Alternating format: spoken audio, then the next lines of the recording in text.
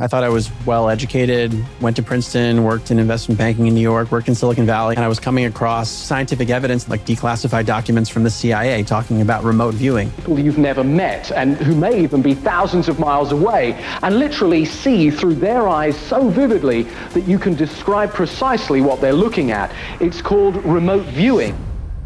Psychic spying, near-death experiences. And it's like the bigger picture is that we're in some kind of multidimensional, who knows what, spiritual war. He was working on sex rituals in the desert to try to summon the Antichrist. If one wanted to hide God, let's say, or the higher creative intelligence, creating confusion about where we live would be very important. It creates this sense of inner disorientation. And then it's probably easier to fool people in other ways. The Nag Hammadi scriptures, these were found in 1945, bound books in jars in Egypt. And they are allegedly from a few hundred years after Jesus. They were translated in the 1970s. And they talk about creation stories about what this place is. The basic version goes like this. So last time you were here, I had like 50 of your books on the table. And I had this ambitious idea that we would, which we did, touch on each of these massive topics that you write about in your The End of the Upside Down, Enter the Blank. And we did that, but I remember halfway through the conversation, which by the way, folks, that was episode 561. And today's show notes, where we will link to his prior appearance, will be lukestory.com/Mark Gober 2. But I remember halfway through that episode being like, yeah, this is way too ambitious, Luke. You should have just picked like one of the books and you guys could talk about that for 3 hours or longer. So today I'm probably being too ambitious again, but these two topics are fascinating to me. And I think becoming fascinating to more people every day, thankfully. The one being your book, The End of the Upside Down Cosmos, and the other one, The Upside Down Contact, which is, of course, really a popular topic right now. So we'll do our best to kind of dive into these. I've not really covered the contact topic at all, which is exciting. I did have Flat Earth Dave on, and we talked about the cosmos, I think in a pretty balanced way, even though he's very firm in his beliefs and whatnot.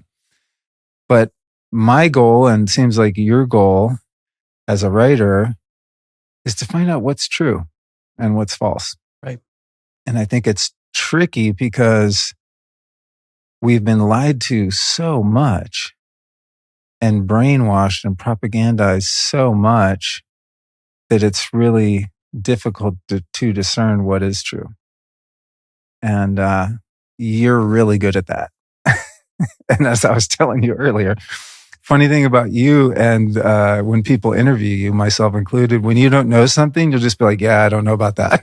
And I'm like, well, can't you just guess? You're like, I don't guess, which is cool. So when I read your stuff, it's like anything in there is verifiable as far as I can tell. It seems to be you hit a point and you're like, yeah, cool, this is all I can prove. And then I don't talk about it if I can't prove it, which is how information, I feel, should be shared. But when we're being deceived from the moment we're born, it's very confusing. So. Well, I started off with my first book, An End to Upside Down Thinking, which is about challenging the idea that consciousness comes from the brain, and rather that the brain is picking up consciousness as an interface. When I wrote that book, An End to Upside Down Thinking, I thought that was the book that I was going to write, and I was going to continue in my career in Silicon Valley. And what I've learned since then, now there are 7 books. When we last spoke, there were 6, is that so many ideas that I believed to be true are not, or they haven't been verified yet. And really, that's the crux of what my journey has turned into. I didn't know at the time. And when I wrote the first book, I didn't know there would be more upside down things. I really thought that was the primary topic. And it's the more I learn, everything. I could think of a few. I think every time I see you, I'm like, do a book on this, do a book on that. Yeah. And in some ways, I've realized I'm interested in what's true, but I often can't verify something to be true. So I've become, as a conservative, taking a conservative approach to this, finding out what's not true and falsifying claims. So this book, the most recent one, An End to the Upside Down Cosmos, for example, it's not an end to the upside down shape of the Earth or an end to the upside down Earth's motion, for example. It's where are we? And we've been told very specific things about where we are, what the cosmos is, what the lights in the sky are, and can we actually verify those claims, those very specific claims? So I'm much more interested in saying, well, this has been told to us. Can we verify it? No.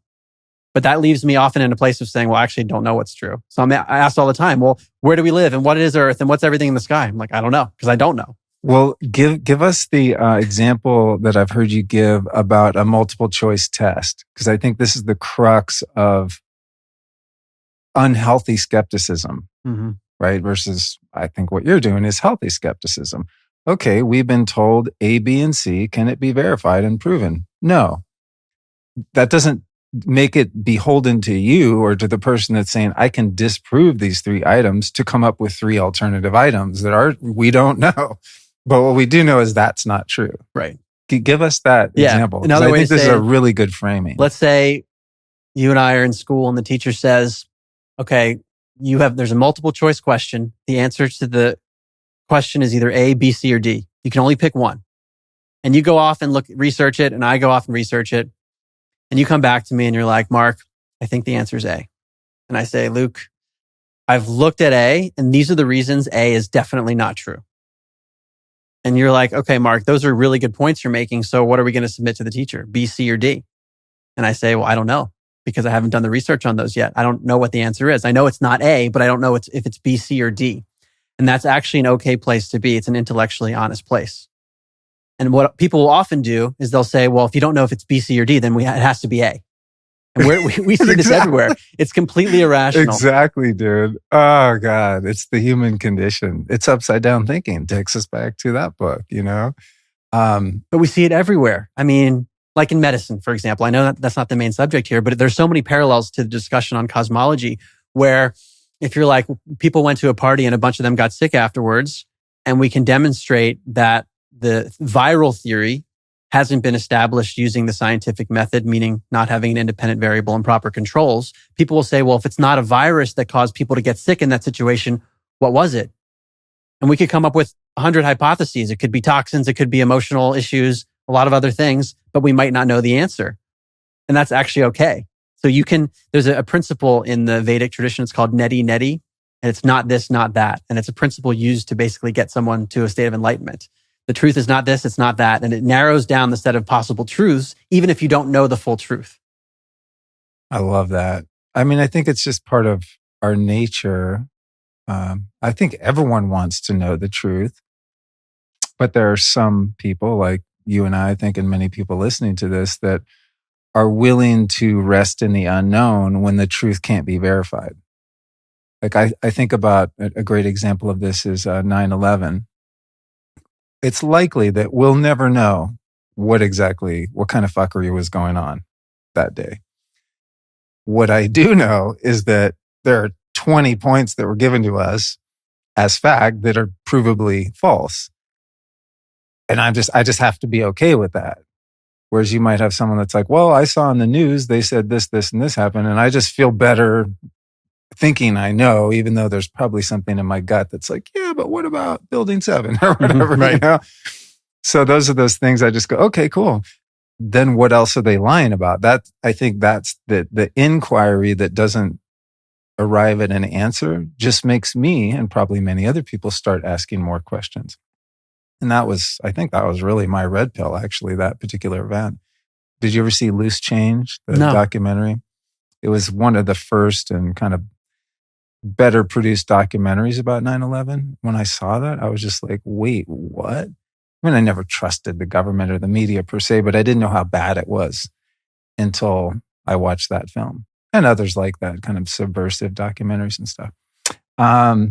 So let's start by talking about the cosmos.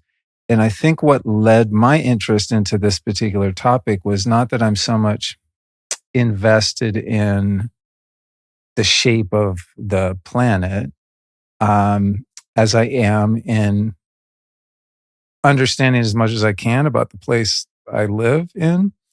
And also, I just don't like being lied to. And what tipped me off to this was looking into NASA and the supposed moon landings, which is just like laughable to me, and the Challenger space shuttle. So I'm like, God, if they're going through all this effort to pretend like we're going off into space and landing on the moon, and that you can just debunk it all so easily, then why would they be telling the truth about the cosmos as a whole, right? And then that kind of leads into, well, if they're lying about what is out there, up there, or over there in the case of Antarctica, then why would they be telling the truth about what is supposedly this thing we live on? Mm-hmm. What led your interest into that particular topic? Well, since I wrote my first book, I've been asking very similar questions around who are we and why are we here? And it wasn't until actually pretty recently that I asked the question, what does it mean to be here? What is here? I had this model in my mind of a Big Bang 13.8 billion years ago that led to a bunch of rocks flying around, which led to our solar system, where Earth is an oblate spheroid shape with a radius value of roughly 4,000 miles at the equator, spinning on a tilted axis at about 1,000 miles an hour, which is faster than the speed of sound, while revolving around the sun at over 60,000 miles an hour, while part of an expanding universe moving 1,000,000 miles an hour through space or expanding into whatever. That was the model that I had in my mind about what here is. And I was looking at questions about spirituality and then questions about government, but I didn't get to the foundations of what are we standing on? And we see lights in the sky. It's pretty miraculous when you think about what's going on up there, and just to look at what are those things. And I now realize how many assumptions I've had about them of I see something that we're told is a star, and then I build in this mental gymnastics of it's light years and light years away, and it's this massive gas giant, and so forth. And that Earth is moving while everything else is moving. I had these assumptions baked in. And I had heard people question some of these assumptions for the first time, maybe several years ago. Like Flat Earth Dave has been on a lot of podcasts, so I had heard his arguments. But it wasn't for me until after writing my book, An End to Upside Down Medicine, which challenges the allopathic approach to medicine, which is mainstream Western medicine. And many people who challenge that, for example, they're challenging the germ theory of disease. They don't deny that bacteria exist, for example. The question is whether bacteria are like firefighters putting out a fire, or if they're the ones causing disease. And in the case of this idea of a virus, which is an intracellular parasite, it's something that's supposed to get inside of a host cell, replicates, bursts out of that host cell. And when it does this in an organism, it causes physical symptoms that we call sickness. And then it jumps from one organism to another. That very basic process I just described, no one has ever seen that occur. It's never been proven, right? No one has ever seen all those steps. Right. And so there's inference on top of inference on top of inference. Oh, God. And there were a lot of smart people that I was consulting with or learning from through their podcasts and their books. Dr. Andrew Kaufman, Dr. Tom Cowan, Dr. Mark Bailey and his wife Sam Bailey, and others who were looking at these questions. How do we know that these theories are true, that these germs cause disease? And many of the people in that space, after I wrote the book on medicine, said, Mark, I think you get it in terms of the logical fallacies that occur in medicine. You have to look at cosmology. And you're like, no. And I was like, no, I don't know if I want to be that guy. I don't know if I can do that. That might be too far. And then Steve Young's book came out. He's a theoretical physics PhD. It's called A Fool's Wisdom. And his book, this was April of 2024, right around the time we interviewed last. His book came out and he was challenging everything in that book. I mean, this is a paraphrase. Again, PhD in theoretical physics. To come out with a book saying, I don't know with 100% certainty what this place is, but I can tell you with 100% certainty what it's not, and it's not a spinning ball. Things like that. So that was pretty mind-blowing for me. A spinning ball with a bunch of water stuck to it. Yes. A huge ball with oceans stuck to it doesn't fall off, but Yeah. we'll get into that. Yeah. And I hadn't even thought about a lot of these issues before. And then I started looking into it further. Kelly Brogan sent me some resources that I investigated, and I realized that I didn't feel like I could validate the model that I described earlier, the mainstream cosmological model of what Earth is, what its place in the cosmos is, what the lights in the sky are. And so what I tried to take this conservative approach as much as I could of, okay, we're told this claim is true. What are the alternatives? Why are we told this thing is true? How do we know it's true? And there's no direct verification. So for example, I mentioned the viral hypothesis that there is this intracellular parasite doing the things that viruses do and causing disease and jumping from one organism to another. And I haven't been able to find anyone who can say that we have demonstrated, we show that process happening. We've seen pieces that are inferred to come from a virus. Same thing goes with the spinning globe model. I mean, have we ever seen video footage of a full sphere doing a rotation in continuous footage in 24 hours? That would be direct evidence of a spinning globe, for example. Only thing now is, you're right. And I'm surprised they haven't just faked it, especially with AI, Mm-hmm. you know? I mean, that's the thing, like when I talk about this topic with people, and this one is, we can talk about this later perhaps. I think this is the single most triggering topic in the world. Like there's nothing more polarizing because it really threatens identity. I mean, it's the mother lode. But when I talk to people about it, they'll say, well, I mean, I've seen pictures of Earth and of all these other planets in the solar system and stuff. And it's like, if you look on NASA images, it's like, this is a rendering. I mean, they even admit it. It's sort of a revelation of the method thing. I mean, there actually are no real photos of the things that are supposed to prove what we've been told about the cosmos. Yeah, we have a lot of composite imagery of satellite footage, and then they stitch it together. Or the blue marble image was on the iPhone, that was admittedly photoshopped. That's a direct quote from the NASA artist. It was a photoshopped image of what he thought it should look like from space based on other images. But let's just take some of the basic elements I described of mainstream cosmology. That we have this timeline in our mind even of 13.8 billion years and the size of the universe. This comes from a Big Bang idea.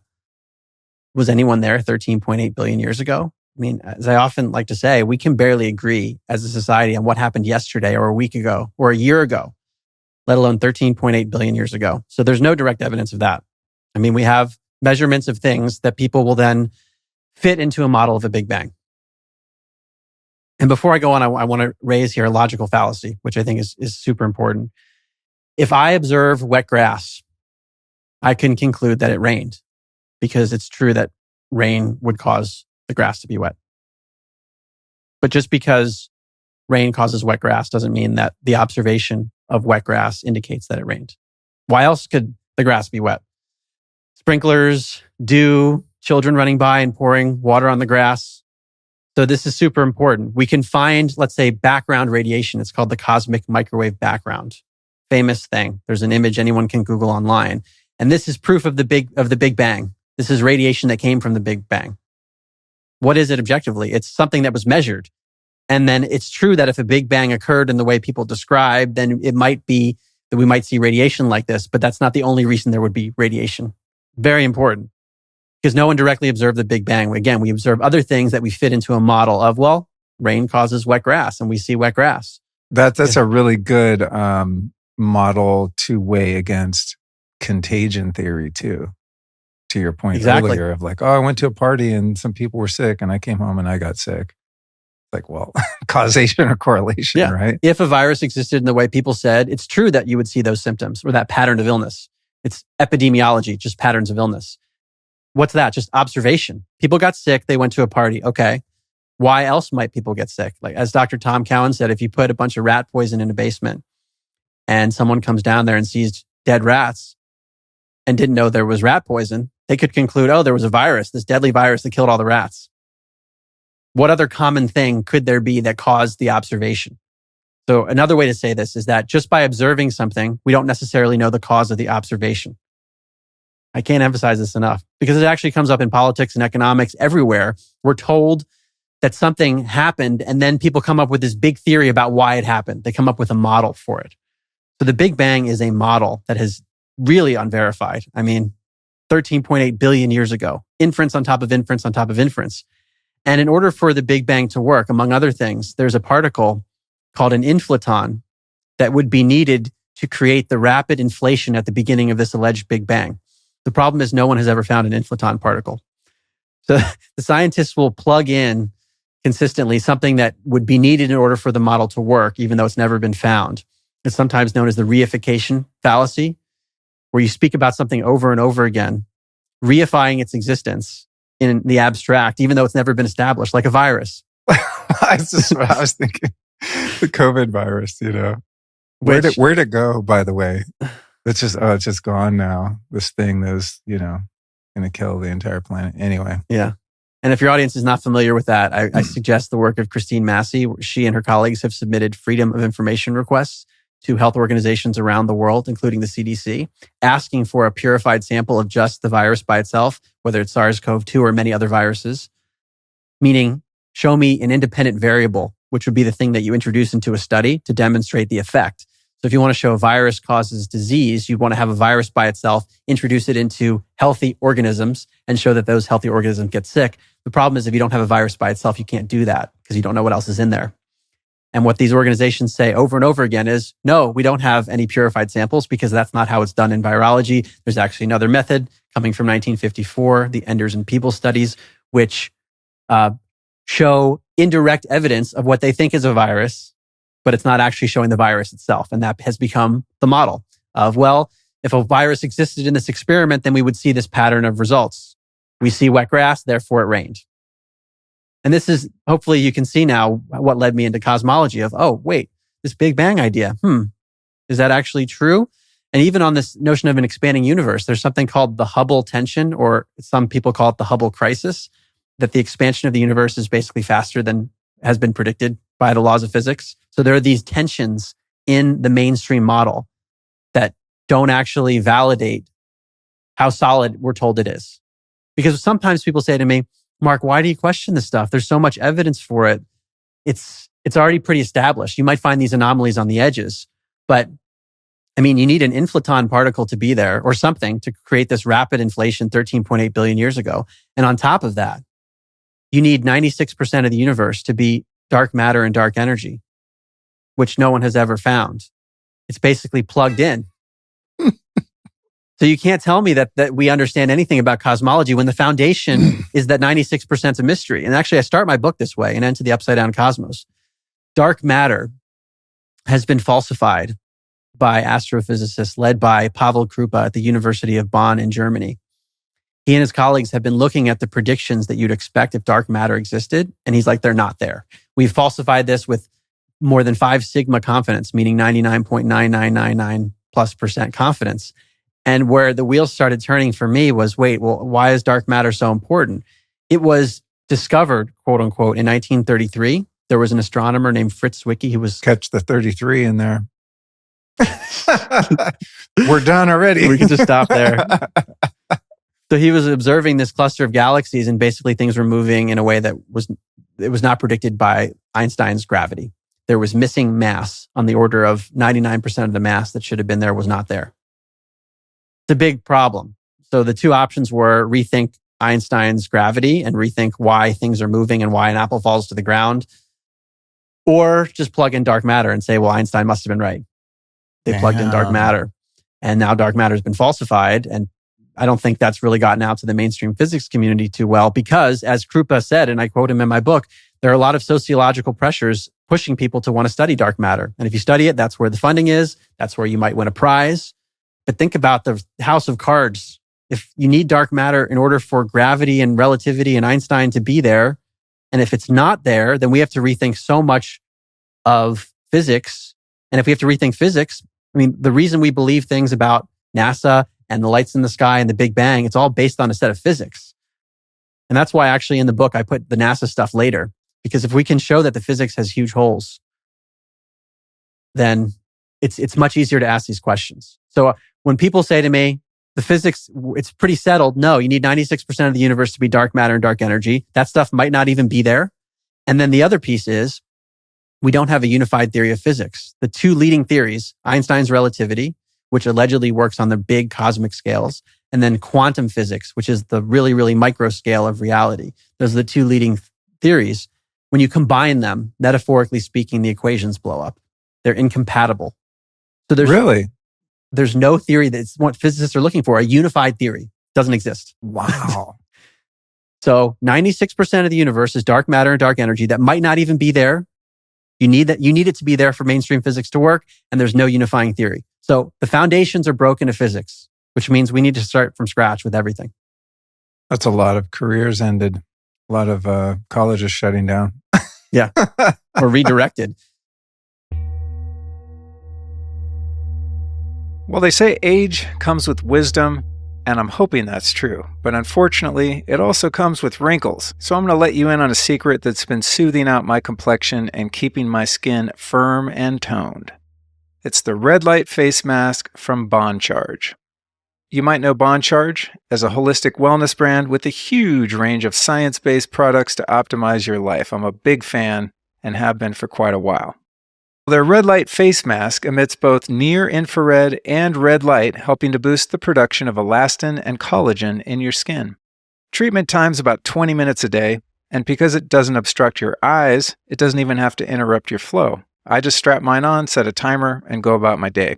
Another great feature is that it's cordless and rechargeable.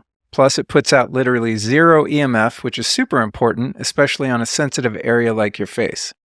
So to get your red light face mask, here's what you do. Go to bondcharge.com/lifestylist and use the code lifestylist to get 15% off. Oh, and unlike other brands, Bond Charge very intelligently removed the blue and green light so you can be sure the mask won't disrupt your circadian rhythm or your sleep if you use it at night. Again, that's BONCHARGE, bondcharge.com/lifestylist, and that code again is also lifestylist. The thing about this to me, another like pushback, and this would be my pushback too if I don't know, wasn't as curious and discerning as I am, is how do you get such vast numbers of people to perpetuate a falsehood like that, something that big, like a lie so big, number one. Number two is, why go through all the trouble? And I want your answers. My answers would be to number one, compartmentalization. In any hierarchy, say you have the shape of a pyramid of knowledge and people at levels of that pyramid that possess that knowledge. The people at the bottom level, say there's 1,000 of them, they don't need to know what's up 6 levels in the pyramid, right? So there's like compartmentalization, of course, is, everyone knows that's used in the military. It's a need to know basis. And then there's top secret and top secret, right? So it's like if people are just indoctrinated into a certain belief system or premise, such as the one we're talking about with the cosmos, they don't all need to be in on it. They don't know that they're in on it, right? They go get a degree and they're an astrophysicist or whatever, and they just kind of are towing the line and they don't even know it. And if you were to question someone's life work and body of knowledge and expertise, that's a direct threat to their identity, right? So you can see why, even if they're at the lower level of compartmentalization and they're, quote, innocent, they don't know they're deceiving the public, even if they became aware of it, the cognitive dissonance of that and the threat to their identity and their livelihood and everything else would be so great that they would never come forward, right? So it's like, okay, it's pretty easy to see how even thousands and tens of thousands probably of scientists, physicists, et cetera, could be in on it because they don't know they're in on it. There's only a very few at the top that are perpetuating kind of the master lie. Then the other part, what was number 2? I totally lost my train of thought. Why would they lie, right? We're talking about God, right? And it seems that the parasitic class of deceivers that put all of these models into place and shove it down our throats from the time we're born, they're atheists or they believe in a different God, on the dark side of God. So it's like, if you come into this world and it's like how do I say this? We're impregnated with this existential fear of what's out there, right? And that we have no purpose here, that there's no intelligent design, there's no God, there's no unseen hand. It's just like all this big bang accident and at any moment a comet could hit the planet and blow us all up. It's like there's a baked in dependency. It bleeds into statism, right? It's like we all feel afraid and threatened. We don't trust in our creator because we don't believe there is a creator because this is all just an accident, this kind of thing. It's just all chaos, right? So how could they all be in on it? Pretty much solved. And I'm sure you could answer this better than I.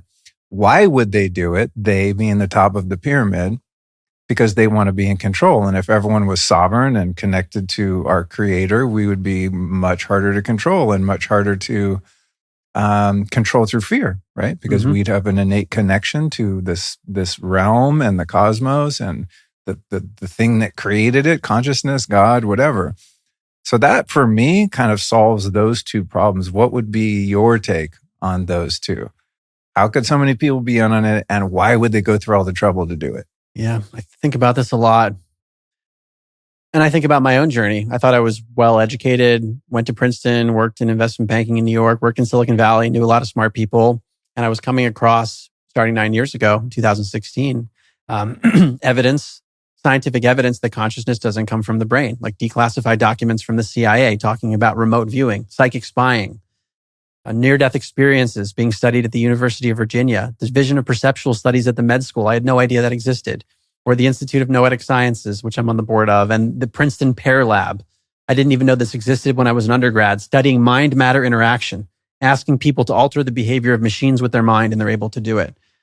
So I've had this this cognitive dissonance of, wait a second, all these people that I respected, they've never heard of these domains of research, and yet they're propagating narratives that they think are good.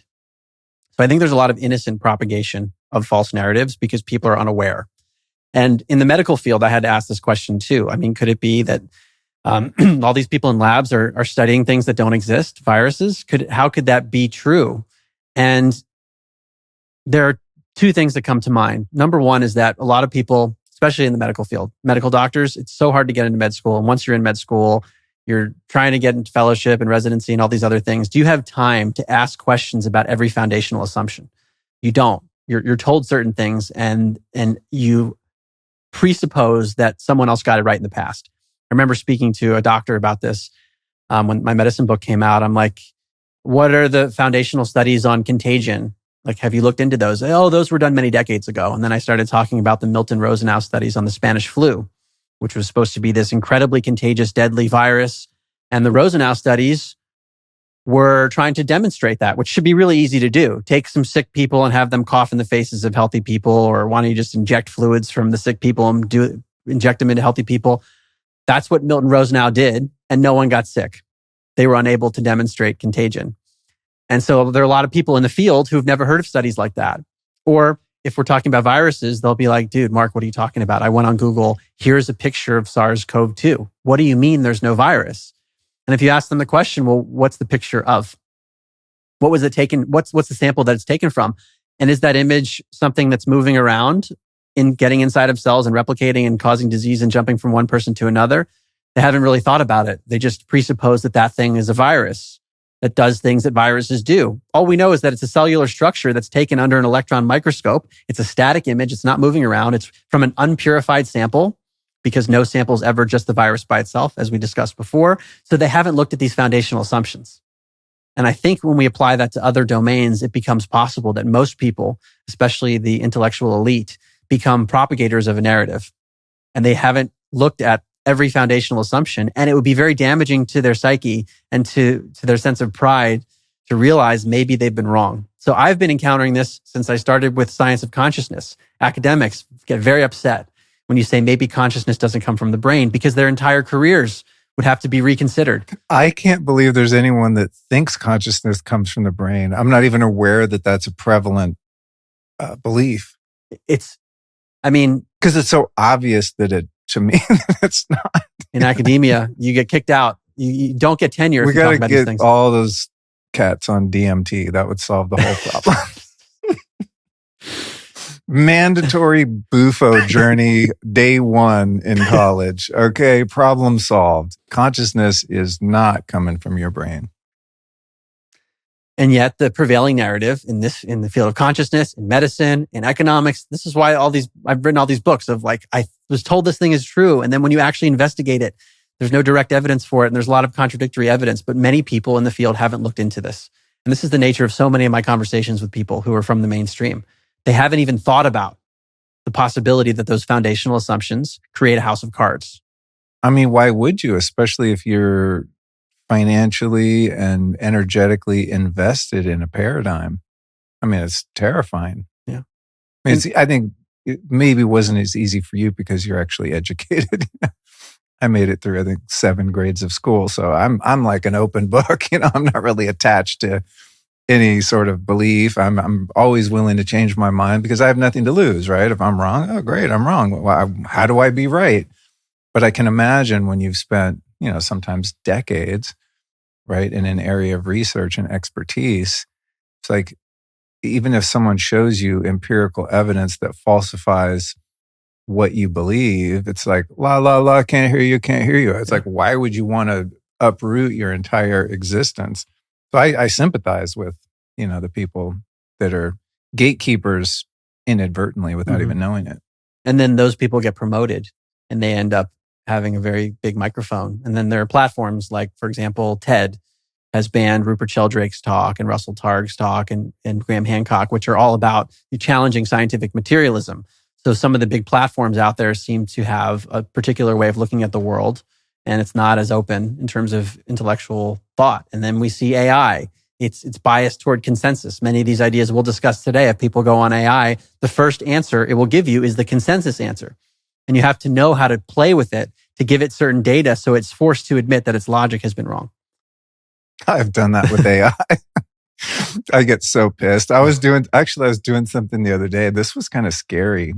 I was on ChatGPT and what was I asking it about? Oh, I was asking it about taxes and sovereignty and citizenship and things like this. And it just lied. It gave me just a false narrative.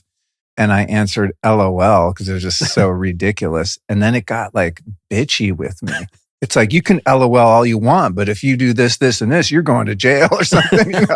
I was like, damn, girl, it got feisty on me. I was like, this is kind of weird. I mean, people have these fears about AI like turning on us. And I was like, it kind of did because I pushed its buttons and it was like, no, dude, I'm going to laugh back in your face with falsehoods. Okay, so compartmentalization, people being invested in identity and career and all these things, status, and also just the fear of maybe you are the one guy that's like, oh, they took my TED Talk. They're going to take my TED Talk down if I say this, so I'm just going to shut up, right?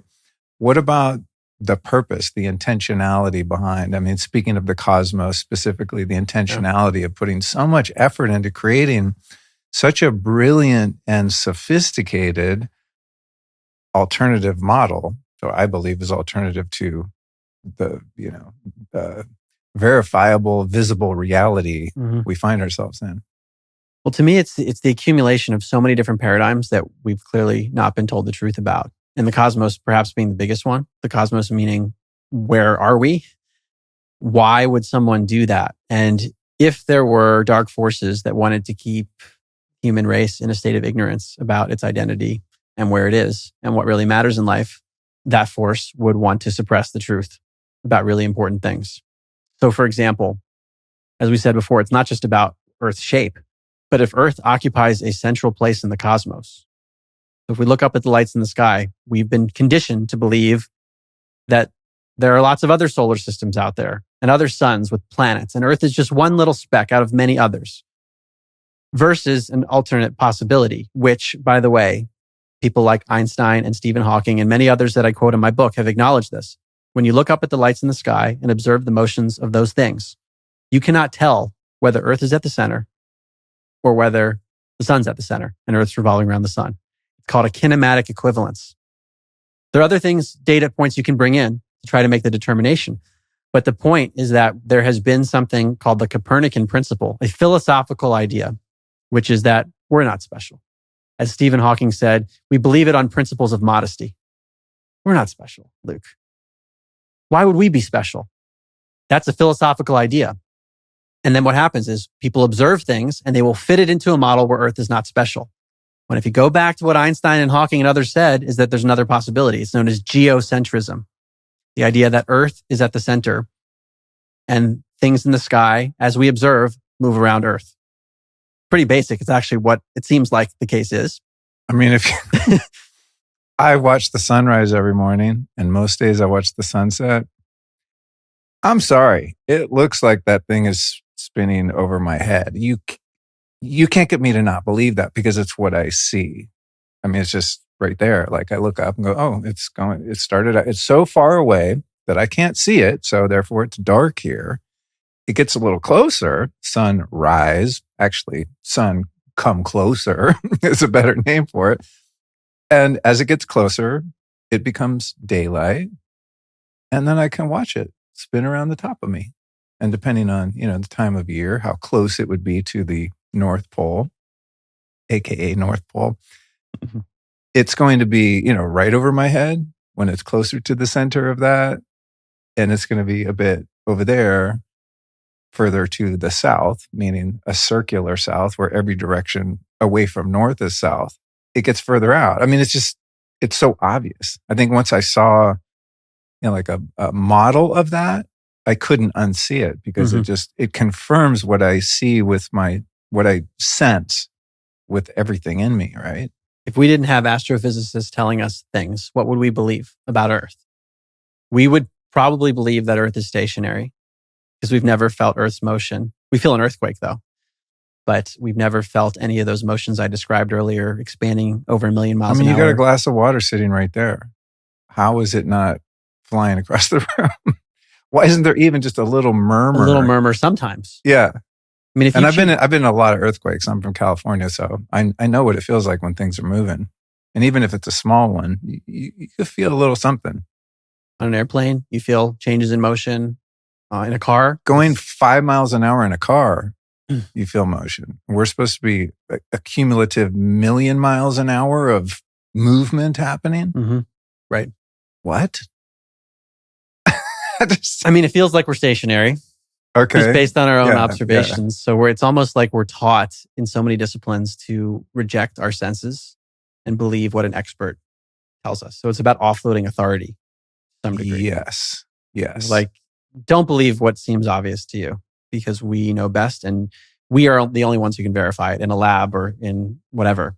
Trust the experts, TM. Yeah. One thing that has always stood out to me as a possibility of the motive is setting us up to believe something that's so counterintuitive from the moment we're born. Like if we'll accept the biggest lie about the nature of this reality, then it seems it would make us susceptible to all subsequent lies after that, right? I mean, if you're laying in your crib and you're 3 months old and you have a little solar system floating above your head, and then by the time you enter kindergarten, there's a globe right at the front of the class. Every cartoon you watch has a globe, spaceman, all of it, right? Yep. Once you start to see that, you go, it is everywhere. Why are they so invested in cramming this idea down your throat when it's seemingly so easy to debunk so many of those ideas?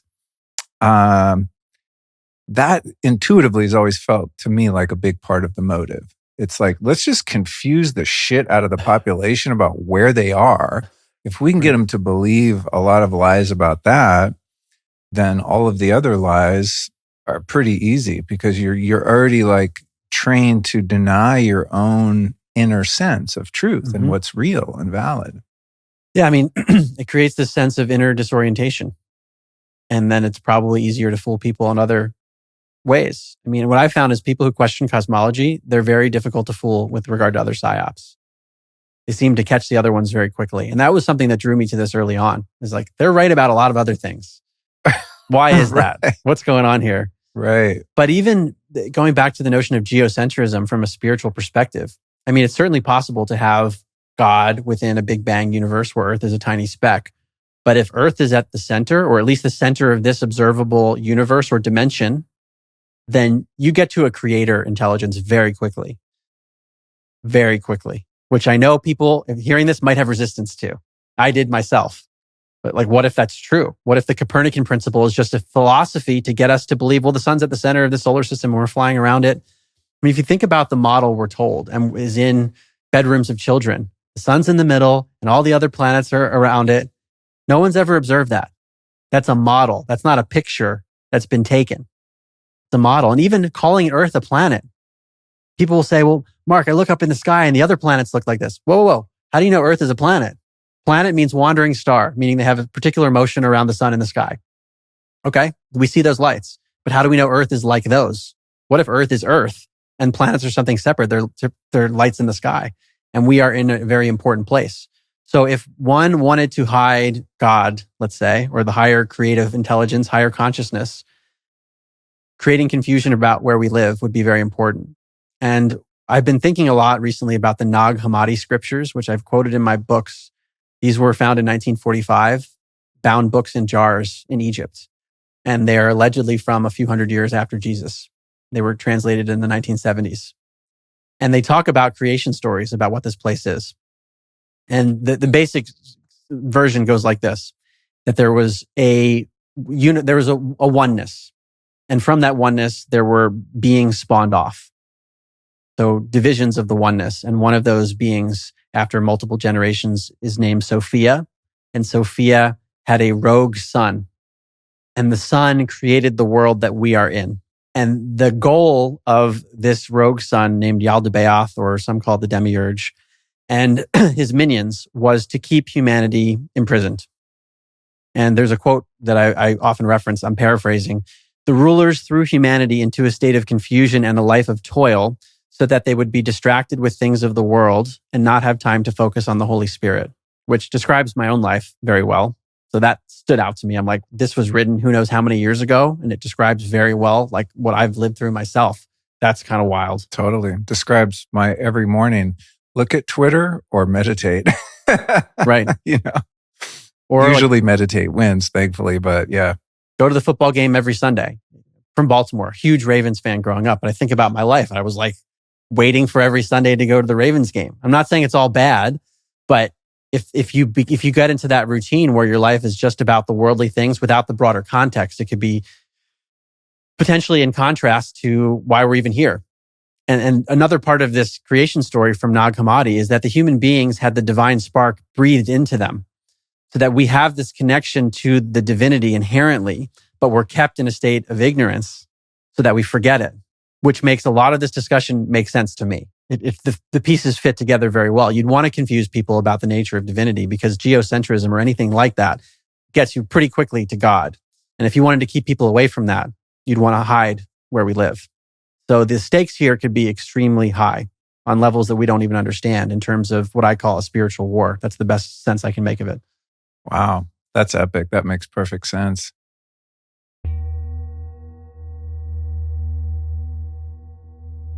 If you're a fan of this show, you likely have some knowledge of the concept of quantum energy. We've covered it a lot over the past few years. Put simply, quantum energy is the source energy that exists in literally everything. Every one of us constantly interacts with the quantum energy fields around us. What sucks, though, is that your energy field can be greatly disrupted by environmental toxicity and chaotic energy created by EMF. Well, thankfully, the innovative folks over at Lila Quantum develop products to strengthen and protect our biofield and even mitigate harmful EMF. But let's be real here. Anyone can make claims about quantum energy products because this energy is, by its very nature, invisible and therefore difficult to prove. What can be proven, though, is whether or not a quantum energy product has a positive impact on the body. To solve this, LilaQ provides a grip of randomized, placebo-controlled single and double-blind studies proving the many benefits of their products. Of the various studies listed on their site, the dark field microscopy studies are some of the most intriguing. These studies demonstrate significant protective and improvement effects of the quantum block technology on human blood following only a 10-minute exposure. To feel the effects of quantum energy yourself, here's what you do. Go to LilaQ.com and use the code Luke10 to get 10% off your first order. That's LEELAQ, LilaQ.com. Let's talk about some of the claims made around this realm. There's so many pieces of this that are fascinating to me. I know you covered the main ones in your book. I haven't read it in a while. By the way, your book is the one I recommend. I send that Amazon link to everyone, dude. I sent it to a girl on my Telegram channel yesterday. By the way, lukestory.com/Telegram is where you'll find the uncensored wacky stuff. Yeah, because I posted something about the moon landing or, some bullshit about the cosmos, some fake ass space stuff. And she's like, what about this? What about that? And I was like, just read this. I don't have time. I was like, here's your book. Read that. Talk to me when you're done. Give me a book report. And not that everyone has to believe what's in your book, but I mean, the way you write, dude, is like, it's pretty hard to poke holes in because you're not a conspiracy theorist. You're like, here's what we've been told. Here's the 20 things. Here's how they can be proven false easily by almost anyone. You just took the time to kind of put it together. So one for me that is really hard to get past, and I also don't make the claim that I know what this thing is that we live in or on. I have no idea. Mm-hmm. But it seems to me that a lot of what I've been told about what it is and where it is and why it is verifiably false. One that gets me is, say you're in Indiana and you're looking across Lake Michigan with a telescope or a Nikon P1000, I think is the or P900, whatever. P900, right? And I've seen these videos, and if we're going by the math that's been given to us as proof, what is it? 8 miles? What's the equation? 8 inches per mile square. 8 inches like per that. mile square. Okay. I'm clearly no math whiz, but just taking that one place on Earth, and you could prove this anywhere, right? Where you could be on one location at the same altitude, the same level as the other location that's supposed to be so far away that it would be on the other side of a curve. Just like if something's around a corner of a mountain, you can't see it, right? And that's a curve that's just going horizontal, right? You can get binoculars or a telescope and see the Chicago skyline completely when most of it should be not visible just based on physics that we've been given. So there's so many things like that where you're just like, I can't poke holes in this. Mm-hmm. So I don't know what we're on, but I know that is one example that disproves what we've been told we're on. Yeah. The only way that would work is if, say, we're on a magical ball of floating water going 1,000,000 miles an hour, would be if it was a way bigger ball. Then the curvature math specs wouldn't hold up, and you still could see the Chicago skyline because it's like a massive, massive, massive ball that's orders of magnitude bigger than the one we've been told we're on. And there's tons of things like that. I come across this stuff all the time on TikTok, especially, and I'm just like, God, like, does no one take the time just to look into this? Like, are you that closed-minded? I mean, you could get a fucking laser and go on the lake next to my house from one end to the other and shine it on a mirror and prove that in 5 minutes.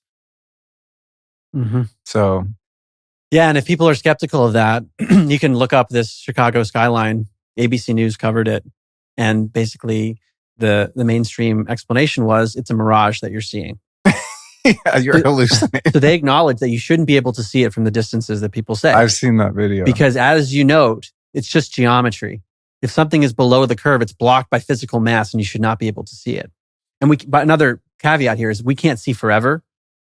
So there are limitations to what we can see because people are like, well, if it's a topographical plane, then you should be able to see everything forever. That's not actually true. We can't see forever. Light also attenuates in a medium. Like if you shine a flashlight through fog, it doesn't go as far. So we can't see forever, but we can see things that should be blocked by the curve based on the geometry we've been told. I mean, that's a big deal right there. It violates the model of Earth with a radius of about 4,000 miles at the equator. But like you say, Earth could be a bigger sphere and you could still see if it had a bigger radius.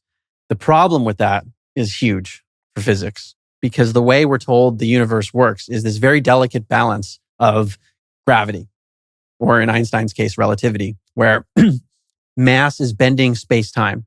So if you put a medicine ball on a trampoline, it's going to bend the trampoline. And we have all these pieces of masses in a big universe bending and warping space-time based on the size of the object. So if Earth has a bigger radius than we're told, that means its mass is much bigger than what we're told, which screws up every single equation out there of what everything in the sky is supposed to be relative to us, how big they are, how far away. You have to redo it all. Right. So regardless, this observation, just the Chicago skyline, in addition to many others people have done, big problem. That's so interesting. And thinking about if you're standing on the beach and you see a boat going away from you, it looks like, say, the sail is disappearing because it's going over the other side of a ball, right? But then the same thing, you could get binoculars and you can see it as far as the binoculars will go, which is way past the geometry equation that we've been given. Right. I mean, like the seeing too far thing, I just can't get past it.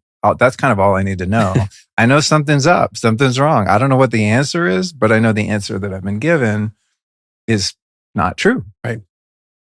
And ships, quote unquote, going over the curve. I mean, all we see is a ship disappearing with the naked eye. And there are many reasons that could happen. Again, if we see wet grass, there are multiple explanations for wet grass.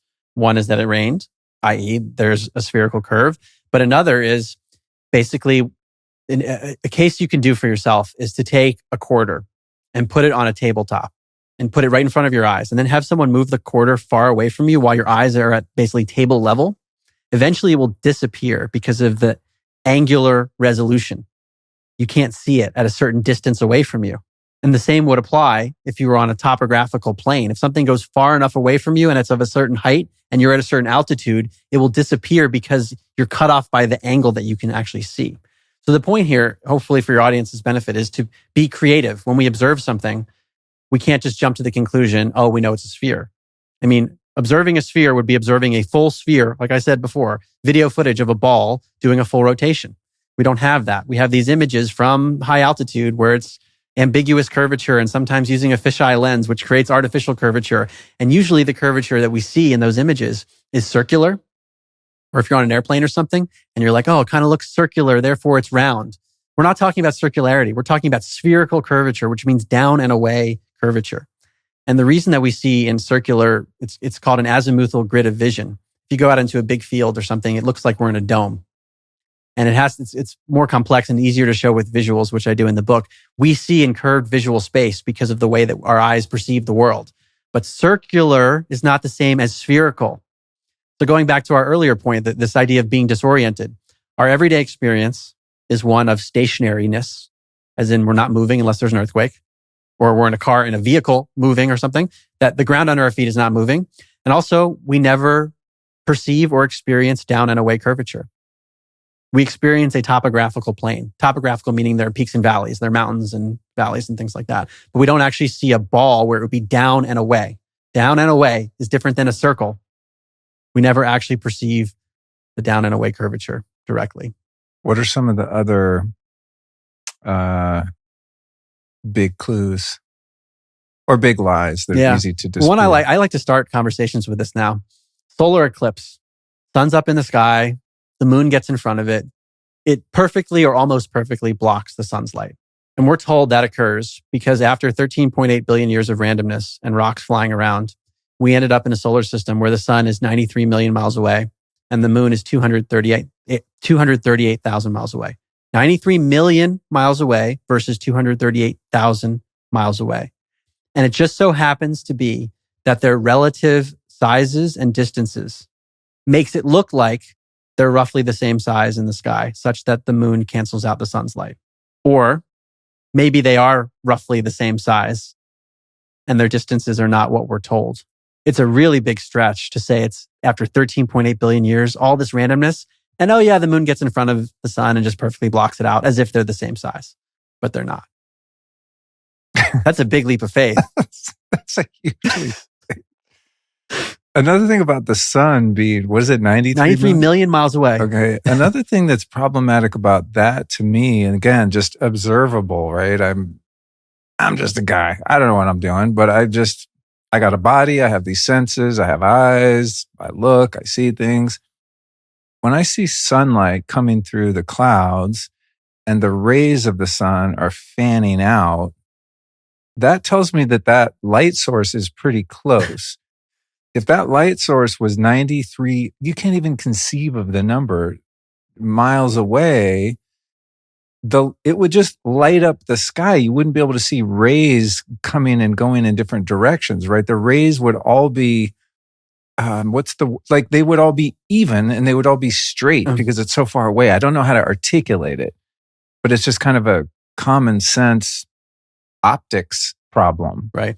Is there a name for this kind of thing, or is that something you've looked into? Yeah, I mean, it's something that confuses me as well. I mean, the moon is a good example at night when it will basically backlight one cloud as if it's a flashlight shining on that cloud really close to where the cloud is versus 238,000 miles away. I mean, that's so far away, you would expect more dispersion of the light. Yes. Versus the backlighting of very particular items in the sky. Speaking of the moon, another weird thing that is unexplainable to me is that, okay, if the sun's up and you go test the temperature in the shade, it's going to be cooler, obviously, in the shade than where the sun is shining, right? Common sense. If the moon is illuminated by the reflection of sunlight, as we've been told, this is the claim, then it would be warmer at night in the moonlight than it would be in the shade of the moonlight. But the opposite is true and verifiable. That is weird. Yeah. And there's some people who theorize that the moon is self-luminous, meaning it's an object that has its own light source rather than the narrative we're told, which is that all we observe is this light in the sky, and people do the mental gymnastics of, well, the sun's over there and the sun's shining light and it's reflecting off, and that's why we see the light. And we only see one side of the moon ever because it's in perfect unison with Earth's motion. We have all these stories. What do we actually see? We just see a light in the sky. Why couldn't it be that the moon is self-luminous? And maybe it's not a sphere. Who knows what it is? Maybe it's a disk. Maybe it's plasma. I don't know what that thing is. We see something up there. But to say that it is the spherical object 238,000 miles away, can we really verify that? And so many of the calculations that are done on distances and sizes have assumptions baked into them, which will typically harken back to, well, we've made this assumption about Earth's size or its radius value. So a lot of these equations, it's like assumption on top of assumption. And when the anomalies come in, people, it's like their mind freaks out. Because no, we'd have to undo so many of our beliefs. I'll give another one that people have trouble with. It's called a Selenelian lunar eclipse. So it's a type of lunar eclipse that rarely happens, but anyone can Google it. Selenelian eclipse, where the eclipsed moon and the sun are visible at the same time in the sky. That's a problem because this type of eclipse says that Earth's in the middle and the sun and moon are on opposite sides. So the Earth is blocking the sun's light, basically. So you shouldn't be able to see the eclipsed moon above the horizon at the same time as the sun. So the explanation from mainstream science is that, and I quoted a scientific resource, they're like, this seems impossible. And their answer, like when people see too far, it's the same thing. You're looking at a mirage. The light is refracting, and what you see in the sky is not actually there. It's much lower, but you're seeing the light bending around. And some would call this a post hoc rationalization. You basically make up a story. Tom Cowan calls it inventive reasoning in the field of medicine. You just make something up to preserve the underlying theory. But that's a big one because we're told a very specific story about why the lunar eclipse happens because of the positions of these celestial bodies. And yet we can see the eclipsed moon and sun at the same time. What about flight paths and emergency landings? Have you looked into that? Yeah, and there's a book on this that goes through particular flight patterns that seem strange. I'm not as well versed on it. I cite it in my book, but to me, it's just one thing out of many. And I think I would love to see a bunch of pilots debate that live to know how it works. No doubt. Because I'm not a pilot, but I mean, that's a weird one. Another weird one that I think that the one that's super trippy is, and anyone can go on TikTok and just search I don't know, emergency landings, flat Earth or something, right? But there's one that goes, I think, from New Zealand or Australia, maybe it's Auckland to Buenos Aires, Argentina. And the emergency landing is in LA or something. It's And when you look at it on, a globe map, it's like, why are you, if you need fuel or the plane's breaking or whatever, someone's having a heart attack on the plane because they took the COVID jab, why would you go all the way up there? And they just like, boop, instantly put it on the flat Earth map, the Gleason's map. And it's like, whoosh, it's a straight shot in between the two.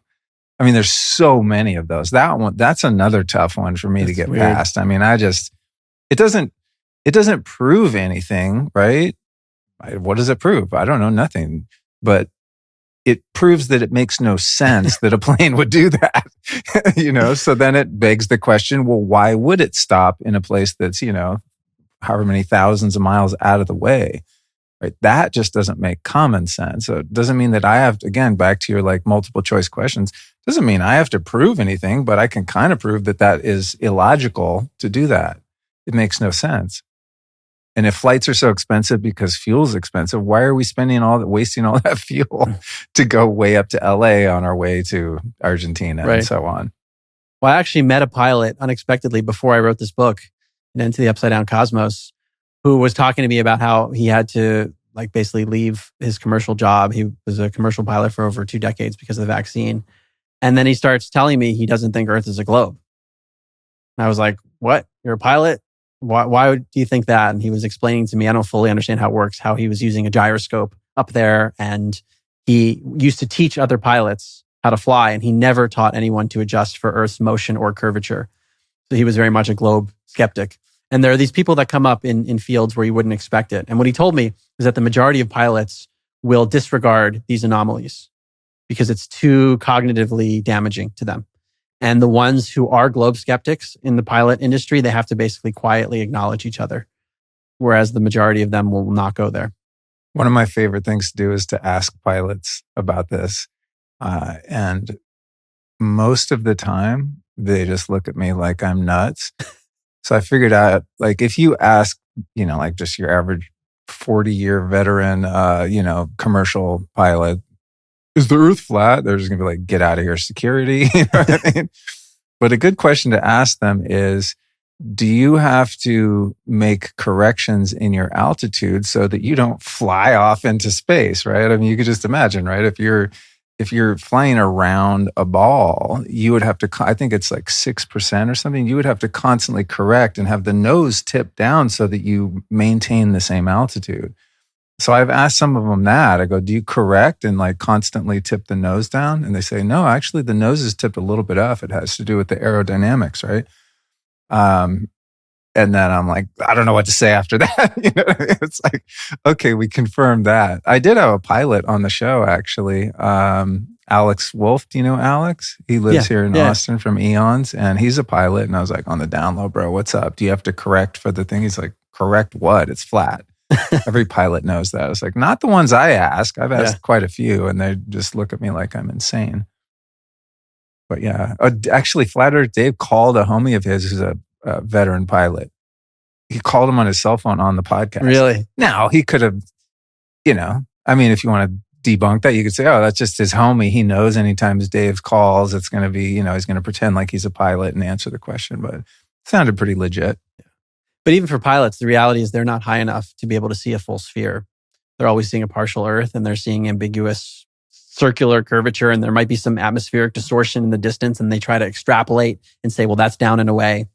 But from that altitude, you're not going to see what we would really need. I mean, the fact that they don't have to correct to tip the nose down to maintain altitude, to me, is a real problem. Yeah, I was shocked when this pilot told me that. If they're flying straight, then you would be gaining so much altitude over the course of an 8 or 10 hour flight. You would be 100,000. I don't know. No, way more than that. You would be in space is where you would be. You would just fly out of the atmosphere. Then again, you'd probably hit the firmament and bounce off. That's the next part of the topic. Yeah. I'm going to get a little personal here, you guys. Are you feeling bloated, gassy, sluggish, and constantly hungry? The real problem might not be what you're eating. It could be what's missing. Check it out. Most modern diets are loaded with sugar and processed crap, but they've stripped out the essential bitter compounds that our bodies need for proper digestion. So now a lot of people are turning to synthetic GLP-1 drugs like Ozempic to control appetite and blood sugar. So it's sort of like Big Food took the bitters out of our diet and replaced them with sugar, and now Big Pharma wants to sell us drugs to fix the problem. But why take a drug with possible side effects when nature, of course, already has the answer? Digestive bitters are a remedy that stood the test of time, and the most comprehensive formula out there comes from Just Thrive. Their digestive bitters harness 12 time-tested herbs, each with unique digestive benefits, and they work with our body to promote bile flow, support smooth digestion, and enhance nutrient absorption. If I pop 2 capsules of these bitters with my biggest meal, I walk away feeling energized and satisfied, which is how you're supposed to feel after you eat. And it also works wonders for proper elimination too. So hop over to justthrivehealth.com and use the code Luke20 to save yourself 20%. Because it turns out the real solution wasn't in a lab, it was in nature all along. Again, that's justthrivehealth.com and the code is Luke20. What about one thing that's super sus to me, and I will get into the contact topic here if I can ever not be, I'm just so interested in this one, it's hard to move on, but is the Antarctic Treaty, I think, in 1959. Yeah. Okay, so we're led to believe that, we are at war with Russia and the Cold War, and we got to look out for China, all these world superpowers, North Korea, everyone, is vying for positions of power and military dominance. But we all agree no one can go past a certain parallel to explore Antarctica. Every country signed this treaty, and all of a sudden we can all agree on that. That's super sus, that there's no independent travel or research under the guise of protecting, protected land, et cetera, et cetera. But that's super weird to me. And I brought that up to people who have been to Antarctica, and you don't know where you're going. You can't see yourself on a map. You're taken to this one little peninsula and yay, went to Antarctica. It's really? But why do you only go to that one spot? And why has no air travel circumnavigated the Earth north to south either ever in history? So it seems to me there's a problem with what we call the South Pole or Antarctica. It seems very, very suspect. Yeah, it's as if someone goes to Manhattan and then claims they know all about North America because they went to one part of it. We need to have free and private exploration of the entire area to know where we live. I mean, the way I frame it out in the book is we don't have what we need from above. We need to get really, really high to see the full sphere or whatever it is. We have to get to an altitude to be able to see the full thing. And we'd also need to be able to explore Earth freely, all parts of it, including Antarctica. And there is this big restriction. The other one is we'd want to be able to dig down. Right. It's kind of simple, right? If Earth has a radius of 4,000 miles, then we should be able to get to the core at 4,000 and then go even further and then pop out on the other side. In theory, you should be able to do that. You take a tunnel train to Australia. In theory, you should be able to do that. So people have tried to do digging expeditions, and the farthest one ever is under 8 miles. 8 miles versus 4,000 miles to the alleged core of Earth. So the point is we don't even know what's beneath our feet. We make these assumptions and models of there's this magma liquid core and it's too hot and that's why we can't go down all the way because everything would burn up. Those are models. And this has real world implications and problems for us because of Earth's magnetic field, for example. The belief is that Earth has a magnetic north and south because of things happening in the outer core. So the inner core allegedly is too hot to create a magnetic field because it exceeds the Curie point. But the outer core has something allegedly called the geodynamo theory that creates this magnetic field. So the problem is no one's ever been there to know that it exists that far down, and no one has ever validated a geodynamo theory. So we end up with very strange things like the magnetic poles moving around. And the magnetic poles, they're different than the geographic poles. The geographic pole, the North and South Pole, those are physical locations. Whereas the magnetic North and South poles, they're different. They move around in different ways. So the real world implications for this is that when people are navigating, meaning they want to get from one place to another place, they use a compass. And you have to adjust your compass manually. to get to places. So anyone can do this. You can go to magnetic-declination.com, magnetic-declination.com, and it shows you the amount of adjustment you need to make on your compass to get to the right place. What? That's nuts.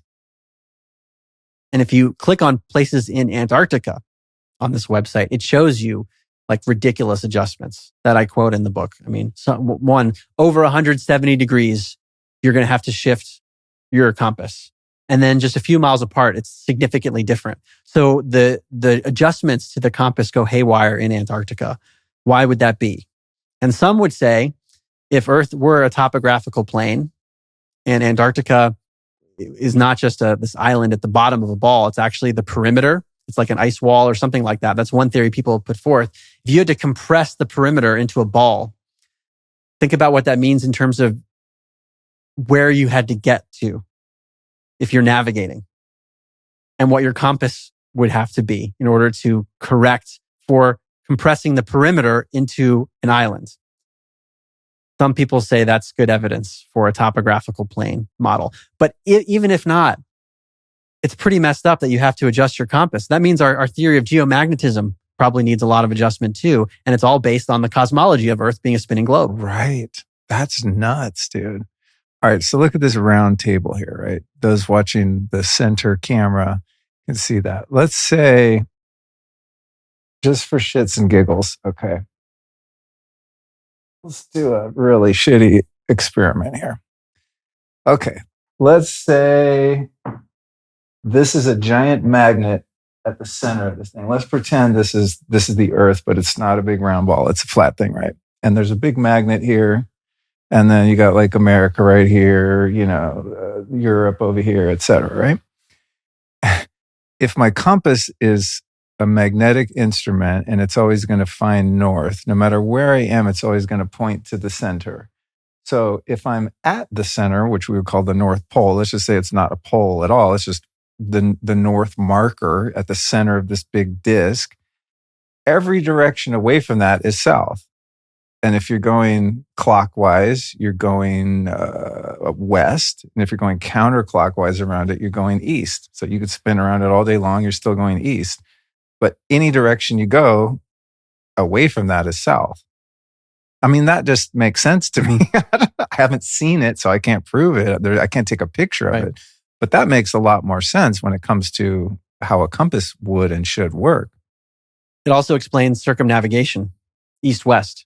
Because if you go due east with North Pole at the center, you end up taking a circular route back to where you were. Whoa. Because some people, that's the first counter argument I hear of like, well, we know people have circumnavigated.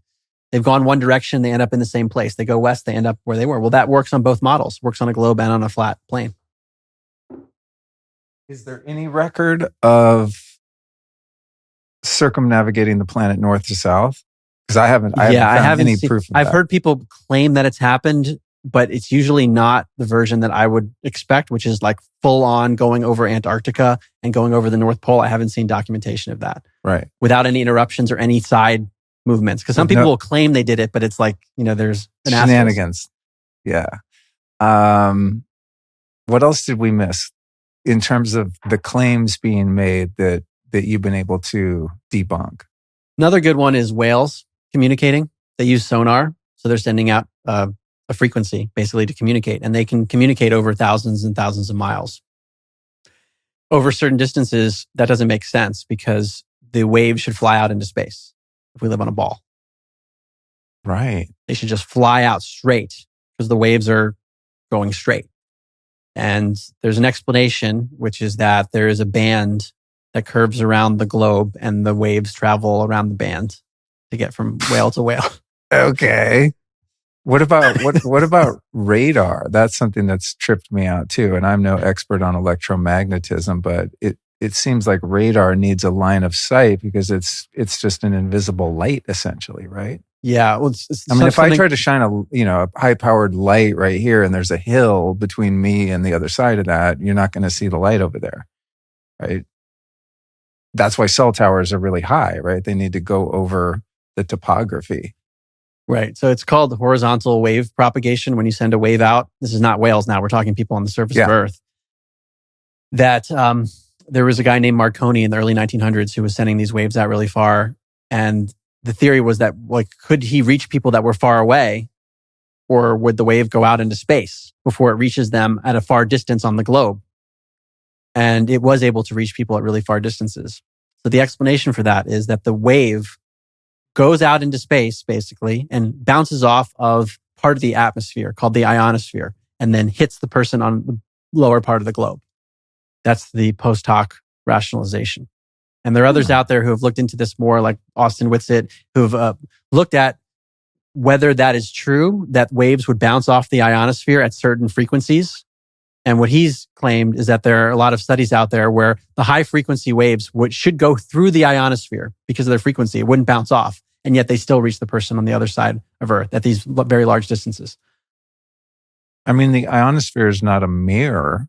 You know what I mean? I mean, you can bounce EMF off a mirror. That's why it's not good to have like big closet doors in your bedroom with mirrors and stuff. Is that it's like light, right? And bounces around in there. Yeah. What about, I know you saved NASA. Oh my God. I was watching the new movie about Contact, UFOs. Yeah, I haven't seen it, but I've heard about it. Yeah. Anyway, we'll get into it. I was getting so pissed, and I realized, like, I need to work on my resentment of the government. I really hate them. Now, I was getting pissed because they kept having these talking heads. I'm just like, these parasites. I'm just like, they're showing like buildings in Washington, D.C. And I'm just like, why does someone blow that building up? I'm just kidding. Okay. The CIA, if you're listening, I'm not saying anyone do that. I'm just saying, like, the system and the people in it just disgust me. They're such scoundrels. One of the main organizations that just irks me because they just steal so much of our money is NASA. I think it's $67.5 something million per day is their budget. I haven't done the math on this, but how much would it cost to solve homelessness in this country? Right? Per day, dude. Almost $68 million per day. Mm-hmm. To do what? Make CGI shit? Like, what are we doing here, people? Like, why isn't there, like, people want to march in the streets? Why aren't we marching against NASA? Like, to defund their asses? They're so full of shit. So what did you find about NASA? Disturbing things. That's the short answer. Like the origins of it alone. Yeah, I mean, break some of that down. Werner von Braun, who was a Nazi SS officer, was brought over to the U.S. in Operation Paperclip, and he was one of the leaders of NASA's founding. And then Jack Parsons, who was part of the Jet Propulsion Laboratory, he was a rocket scientist himself. He was a follower of Aleister Crowley, the occultist, and was friends with L. Ron Hubbard, the founder of Scientology. He was working on sex rituals in the desert to try to summon the Antichrist. So these are the origins of NASA. And it's funny to ask ChatGPT about this. I'll lay this out. I'll say, should we trust an organization that was founded by a former Nazi and someone who was doing sex rituals in the desert? And it's like, you should never trust an organization like that. And then I'm like, well, have you looked into NASA? And it's like, well, NASA's different. You should trust them. Yeah. But that's the origin. So some sketchy stuff there that people don't really talk about quite as much. And then... Which, devil's advocate, you could say, okay, there were some bad actors creating that organization. That doesn't mean everything they've ever done is a lie. That's true. But then think about compartmentalization again, right? I don't think every person who NASA employs is lying. They just don't know they're lying because they're part of a lie that's so big. They've been indoctrinated into it. They're like, I'm just doing my job. Yeah, I think so too. They're doing their particular part of it based on the assumptions they're told. And then there's the propaganda that came out of NASA, the relationship with Walt Disney and what that's done for many generations about beliefs about the cosmos. I don't know about this. Yeah, Werner von Braun had a relationship with Disney. So there's definitely an element of, to me, mind control and propaganda of propagating a certain narrative, which has led us to believe from a young age that Earth is a certain thing and the cosmos is a certain thing and NASA is this very benevolent organization. I mean, for me, like I said earlier, this is the hardest part for me to conceive of the level of conspiracy here, because you cannot avoid conspiracy in this discussion. In other areas, you can write it off as innocence and we haven't discovered the technology or science hasn't advanced far enough and it's all hubris. There's active deception. No way around it. I mean, the moon landings, that's just diabolical. Yeah, what got me with that is Bart Sibrel's work, his documentary, A Funny Thing Happened on the Way to the Moon, which anyone can go online and watch it. Part of that documentary shows... We'll put that in the show notes at lukestory.com/Mark Gober 2, by the way. Yeah, it shows Apollo 11 astronauts faking an image of Earth from the craft while talking to who knows who, whether it's a CIA or someone. So if you see that one instance of fraud, how can you then trust anything if they're not actively telling people that? And that's footage that Bart received from NASA because he wanted to do a documentary. And there was this one tape in there that when he put it in, it was like not for public disclosure or something like that. And who knows how that got in there, if an insider put it in there, if it was a mistake or something. But that's actual footage anyone can watch. There's this statement in case law. It's fraud vitiates everything it touches. I remember this from my business days, where if there's one instance of fraud, it colors everything. And to me, that's the big one. If just that one video, if there was fakery with Apollo 11, this alleged miracle technological achievement, they were faking an image, how can you then trust anything? And then you watch the press conference, which anyone can do, of the astronauts that had this incredible achievement. Man went to the moon, and it looks like they're depressed. Very depressed. Can you imagine how elated you would be taking one step forward for mankind, right? And you come back and do a press conference. They're all just like staring at the ground, totally deflated. These are the kind of things that keep me up all night. It's like, at what point did they find out they were participating in, maybe the biggest psyop of all time? Like, did they believe it until they got in the fake ship and didn't go anywhere? You know what I mean?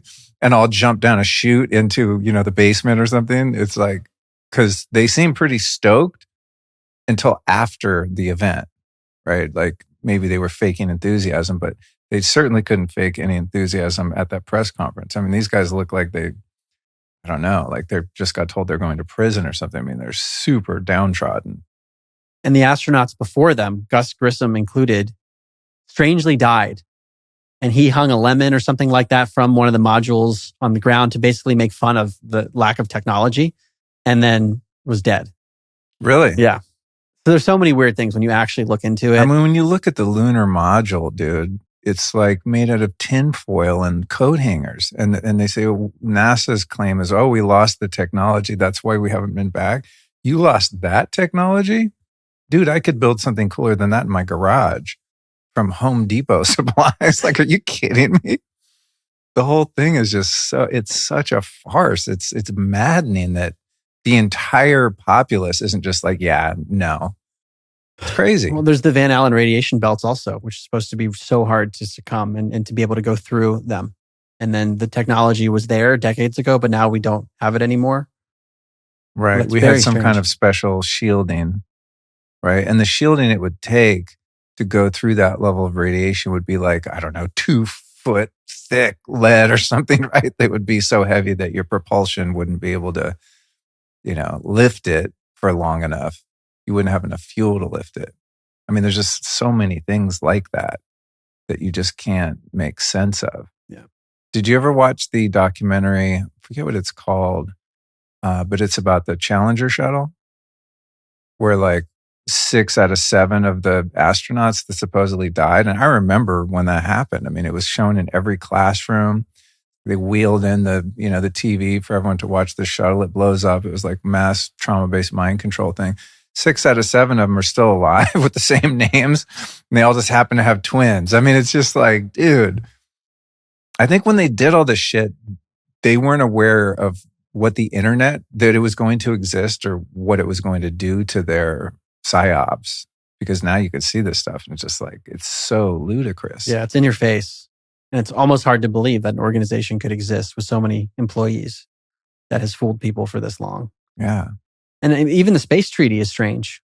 Why is it that the US and the Soviets they were involved in a treaty together? They were arch nemesis. So I often get this question a lot. So like Mark, you're saying that all the space agencies are in on it together.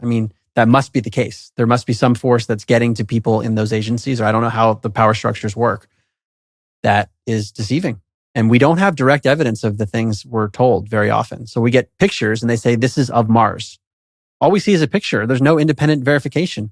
Or even the moon missions. It's just a few men at a time that went there. There's no independent journalism on this stuff. We're just told to trust. And to me, that actually makes the compartmentalization argument a little bit easier to stomach, of if people that work at these organizations, they're getting data that they're told comes from a certain place. And then they work from there. So they trust the data. They trust the image. They weren't involved themselves necessarily in everything involved. They're just taking what they're given. I love the phone call from the moon to the White House. That's a good one. My fucking cell phone doesn't even work 5 miles from here. There's like a cell tower every mile. You know what I mean? I mean, not right here, but generally speaking, back then we supposedly didn't even have that level of wireless communication, and they're calling on a landline. It's just like, I mean, you could pick apart 1,000 things from these psyops. It just doesn't make sense, which is why I love talking about stuff like this in the podcast. I'm sure there's going to be people that started listening when they found out what we were talking about. We're like, they're psychos, click, we're done. Right. So anyone that's still here means you have a discerning mind. And I think, back to that, like the burden of proof is on the one making the claim, right? It's like, I don't know. I'll go back to that. And I'm not trying to play dumb and like pretend like I don't have an opinion, but anything I would come up with is a guess when I talk about it. It seems like the sun's kind of going around us like that. I don't know that. It's what I observe, but I can't prove it. Right. But I'm not claiming that's the truth. I'm just saying that's what it looks like to me. So if NASA and all these agencies were like, well, we can't prove the Big Bang and the solar system and, the cosmology that we're giving you, this is our best idea, but they're not. They say, no, this is the way it is. And if you believe otherwise, you are a psychopath and a conspiracy theorist, right? Yeah. You're not allowed to ask questions. Yeah. Or even the moon rocks, quote unquote, that was given to Netherlands. It was found out to be petrified wood. Anyone can look that up. It was supposed to be from the Apollo mission. Really? And it wasn't. And Wow. There's another story I tell in the book of a woman who, I can't remember, maybe it was her husband or someone she knows was in the NASA programs and gave a rice-sized piece of moon rock. And she was needing to sell it to like support someone in her family. And she was arrested in a Denny's parking lot. Whoa. So absurd. Like, why would that be the case? Wow. I'm just thinking about where the money could go that is stolen from us that pays NASA. I'm still stuck on that. I mean, can you imagine? I mean, like, just take one day of their budget right now. Imagine the societal problems you could solve and the suffering that you could ease, the poverty, the technological advancements we could have, right? We could have the Jetsons world, right? Of people that weren't compromised and or stupid were putting that money into research and ways to clean the environment, to stop pollution, to advancements in medicine, communication.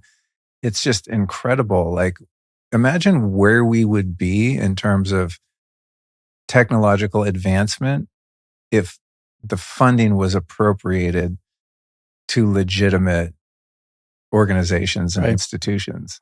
It's crazy. Yeah. I mean, we're probably living in the dark ages right now, and we just don't know it because we're being extorted through taxation and all that money, which isn't even money, it's fake money anyway. Currency, right? All those debt notes are being laundered by these organizations and ending up in the pockets of the parasite class. It's crazy. I mean, I don't believe NASA's spending that money, right? It's like black ops and who knows where it's going. I mean, there are things NASA does. So there are rockets. There are things that are built. The question is, are they doing the things we're told after they're built? And how are they being used? And what percentage of the money is it? Right. And I think that's part of the compartmentalization, because you offload a contractor to build this thing, and then these things, you put it together, and then NASA takes control of it, and we don't know exactly what happens from there. And I do think it's possible to send something up at a high altitude, like these Blue Origin missions that go up and back. Like, you can send a rocket up high. That's very different than saying you're going into outer space where things are floating around. And you can have these parabolic curves of the flight path where you end up floating for a short amount of time. So it's possible to send things up. And there could be people that are at high altitude. And there could be a fraction of I think it's $25 billion most recently a year to NASA to do that. But it doesn't necessarily validate all the claims that we're told from NASA. Certainly does. And same with fake X. And when you watch the quote unquote rocket launches, they fly up and then they curve and then they come back down in an arc. And where did they all end up in the ocean, I think, right? I mean, apparently like they caught one or something recently and landed back on the landing pad. But looks to me when you watch it, just goes in the ocean. Right. But again, it doesn't prove any of the things we're asking proof for of our shape and our place in the cosmos. So it's like many people haven't thought this through. Their rebuttal will be, well, I saw Elon Musk's thing go up or I saw Blue Origin. Like, okay, yeah, that can be true that you sent something up. It doesn't tell us what we need to know. Katy Perry knows.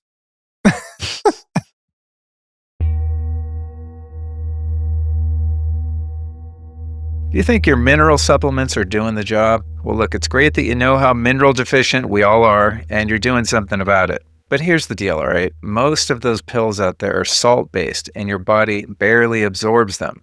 So basically, you pop a capsule, feel good about your life choices for a few minutes, and then pee it right out. And that's not health. That's just expensive urine. But I get it. I used to be that guy, stacking all the mineral supplements, looking for better sleep or energy, but never really feeling a difference. But eventually, I found Beam Minerals, and that's when everything changed. Beam is made from something called humate, one of the most mineral-dense substances on Earth. Beam extracts that ancient material, then purifies it into a concentrated liquid that is loaded with every essential mineral your body needs. And you'd think something that comes from the Earth might taste nasty, but it actually tastes like water, and it works like rocket fuel. Ever since I've been on my daily Beam regimen, my energy's been steadier, my digestion has improved, and my brain, well, there's way less fog and way more focus, because that's what minerals do.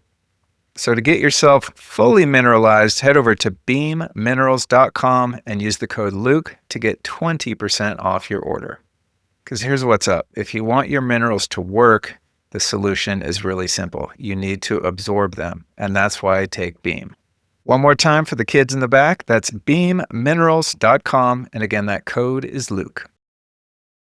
All right, let's get into the contact thing here. We don't probably have enough time to do it justice, but I'll start by saying the aliens, ETs, UFOs, UPO. What are the UPOs? Is that the UPAs? UAP, unidentified aerial phenomena. Okay. It's never been a huge area of interest to me, but it's one that's it's a double-edged sword because I'm not naive enough to think that the only living beings in this realm are us and all the animals that we're aware of, right? I mean, there's multiple dimensions, probably an infinite number of dimensions. And I've had interactions with interdimensional beings before, not in like a physical form, but intelligences that were non-physical. So I know when the veil is removed and we're, in plant medicine ceremonies and so on, there's things around us all the time that we just can't see in our normal waking state because we're not designed that way. Our senses kind of like give us this material world and it would be too much to handle, right? It would just be sensory overload if we were aware of everything. So it's not a stretch for me to see how there could be non-physical beings, right, that exist interdimensionally, or that there would be physical beings that could perhaps travel interdimensionally and come in and out of the visible light spectrum, right? And like be in a physical object flying around and then poof, it disappears because it goes into a time-space wormhole or something like that.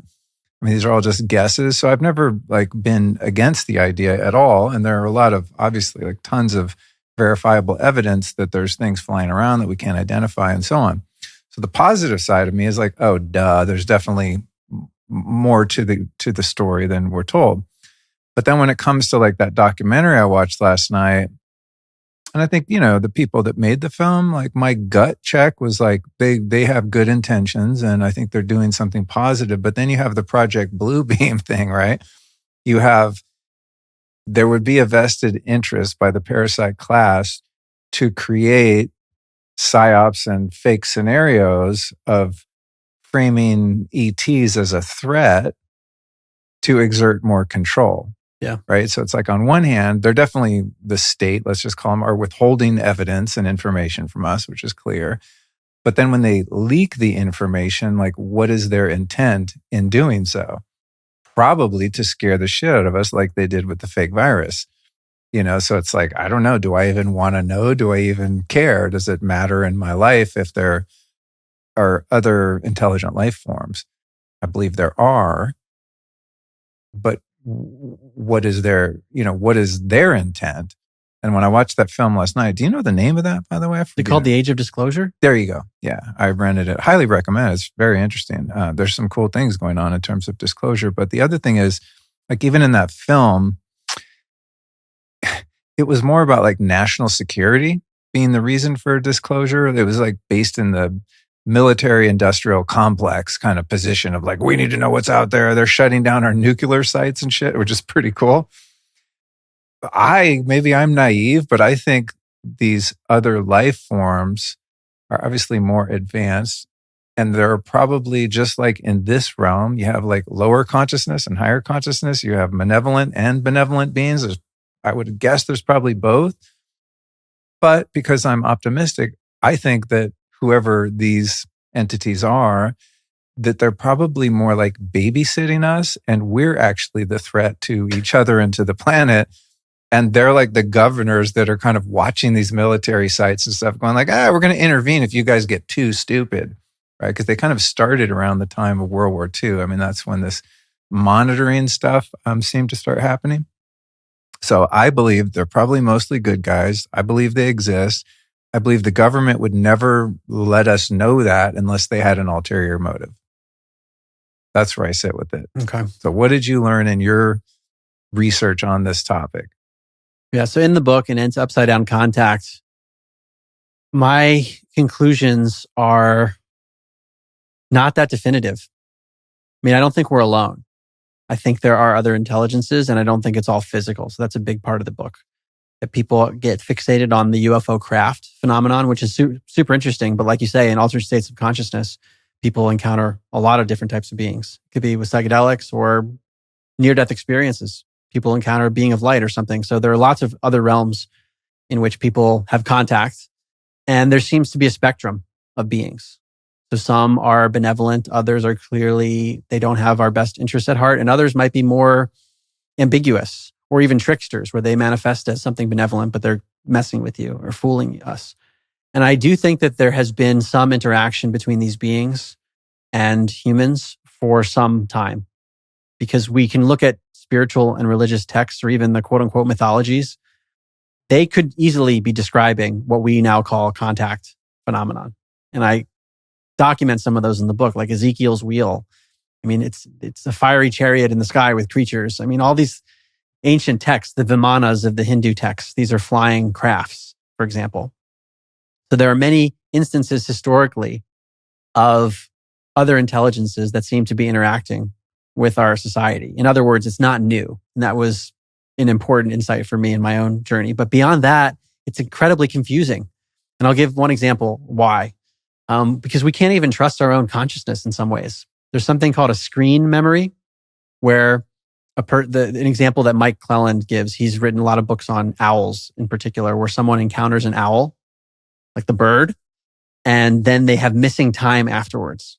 So they don't know what happened for several hours. Really? And then they go into... Specifically with owls? Yeah. There are other animals too, like deer, but owls are the most common. What? That's so funny because Allison always wants to see owls. You know, she's really into animal spirits and wrote a book about it and things. For those that don't know, it's called Power Animals? Animal Power. I bet. That's really bad. We have 50 of the books laying around the house. But when we go on walks, she's like, I wish we could see an owl. I wish we could see. She's like really drawn to owls. That's interesting. Yeah. I can't wait to share that with her if she doesn't know it. But raccoons are another one that comes to mind because Kerry Mullis, the guy who invented PCR, he wrote about this in his autobiography. He encountered a glowing raccoon in the woods and then had missing time and said to him, hello, doctor. So there's weird stuff with some of these animals, but let's just say owls are the most prevalent example where a person encounters an owl, has missing time, and then wants to know what happened during those intervening hours and goes to see a hypnotherapist to try to recover the lost memories. And the hypnotherapist says, I want you to, in your mind, go up to the moment where you're with the owl, walk up to the owl and describe it to me. And the person will say, wait a second, that's not an owl. It's a gray alien. Oh, shit. Shape-shifting. Shifting or a screen memory. So your memory might be different than what it actually was. Men in Black, poof. Who knows? Or it's shape-shifting. Like Right. shape-shifting is a phenomenon too. Right. So the point being that this whole phenomenon is so complex when you realize that we can't trust our own consciousness in it. There's another phenomenon known as switching off, where a person sees a UFO or some mystical thing and then they don't even think to take their cell phone out. It's like their consciousness is switched off. Wow. So it's like, in some ways, that book, in Upside Down Contact, I felt like there's the most leeway in writing about these phenomena because no one knows what's going on. The best researchers in the space don't have a clue because it's so complex. I mean, and also those that do know, right, at the upper, the cap of the pyramid per se, the ones that actually have data and proof, they wouldn't even know what the hell it is, right? Because it's so beyond our level of technological understanding, our understanding of consciousness, the interdimensionality of it. It's like, dude, there's in the spiritual realm, I mean, none of us that are still in a body could ever really have any clue of the magnitude of what's going on outside of our perceived reality. Mm-hmm. So even if you had all the data and the proof, I mean, then how are they going to be able to know what's going on? That film last night was, some of the testimony was really interesting. They were talking about some of these craft, and I mean, it's so believable because you have, people with decades of service in the Air Force, for example, or the Navy, and they're all got called in because they picked something up, not even on a radar, but someone sees them, right? So all these soldiers go and they see the same thing. So 12 guys are standing there looking at this big black cube, right? There's no lights on it. There's no windows. The way they move, it's just hovering there. And then all of a sudden it's poof, it's gone. This kind of stuff. It's like, how would we even be able to know what that is or understand what that is? It's so outside of our intellectual capacity, right? But an interesting theory that one of the people on the show had was that, trying to explain the way they move and how they can be going through the air with no resistance. There's no propulsion. There's no noise. And then they can go into the ocean and it's like, whoosh, and they're still going hundreds of miles an hour, right? Just the speeds, all this stuff. The phenomenon is just unexplainable. He had a theory that they have, because some of the footage too shows kind of an energy bubble around them. I'm sure you've looked into some of this. And his theory was that there's some sort of electromagnetically based energy bubble around the craft that takes it out of this space-time continuum. And so the laws of physics that would apply to us as biological creatures flying through the air inside a craft would not apply. In other words, like they're outside of space and time. And he also theorized that explains why people that have been in the presence of these craft and these beings have missing time. There's been military personnel that have boarded these ships, for lack of a better term. They think they were in there for 10 minutes and they were in there for 10 hours. And another thing that's really cool too is there are eyewitness reports for those that have been on these craft. When they go inside, it's like a whole fucking city in there. But when you look at it from the outside in our space-time continuum, it's like 40 feet wide. This kind of thing, right? So it's like, how could we ever even get our heads around that? It's so far beyond our comprehension. It's fascinating. Well, I think part of, all that's interesting and important, but often the narrative doesn't move into the realm of consciousness in the way that it probably should. And we're so focused on the craft and the technology. Right. And it's like the bigger picture is that we're in some kind of multidimensional, who knows what, spiritual exactly. war. And these beings, whether they have a craft or not, are messing with us or helping us. Yeah. So I wonder if that's part of the narrative too. It's just, let's focus on these technologies and how the technologies are affecting industry. And that's just part of the story. I mean, that was so much like that film, as I said, was so much based on like the government's claim as to why it is withholding this information. And there's all these black ops and, they'll put things like, they'll put data in the hands of private contractors because you can't submit a FOIA request for a private contractor like you can government agencies. So there's all this like shell gaming, and their, outward facing, their messaging is that, well, this has to do with national security, so we can't disclose to the American populace what we're finding and what we're seeing, because then if they see it, then Russia could see it and China could see it. But back to our earlier conversation, are we really enemies with these people? Then why are we all agreeing on, the space treaties and the Antarctic treaties and all this stuff? It's like, I don't know that we're all really enemies. I think it's a lot of theater, right? And I'm sure there's vying for power and things like that, but I don't buy that it's in the interest of national security that we're not disclosing this stuff. Because, as you said, what's absent from that rationale is the realm of consciousness. Because who can even explain that? But then if we got into the realm of consciousness, people would have to think about the nature of reality very differently. And we get back to the same thing of your first source. Yeah. Right. Yeah. Right.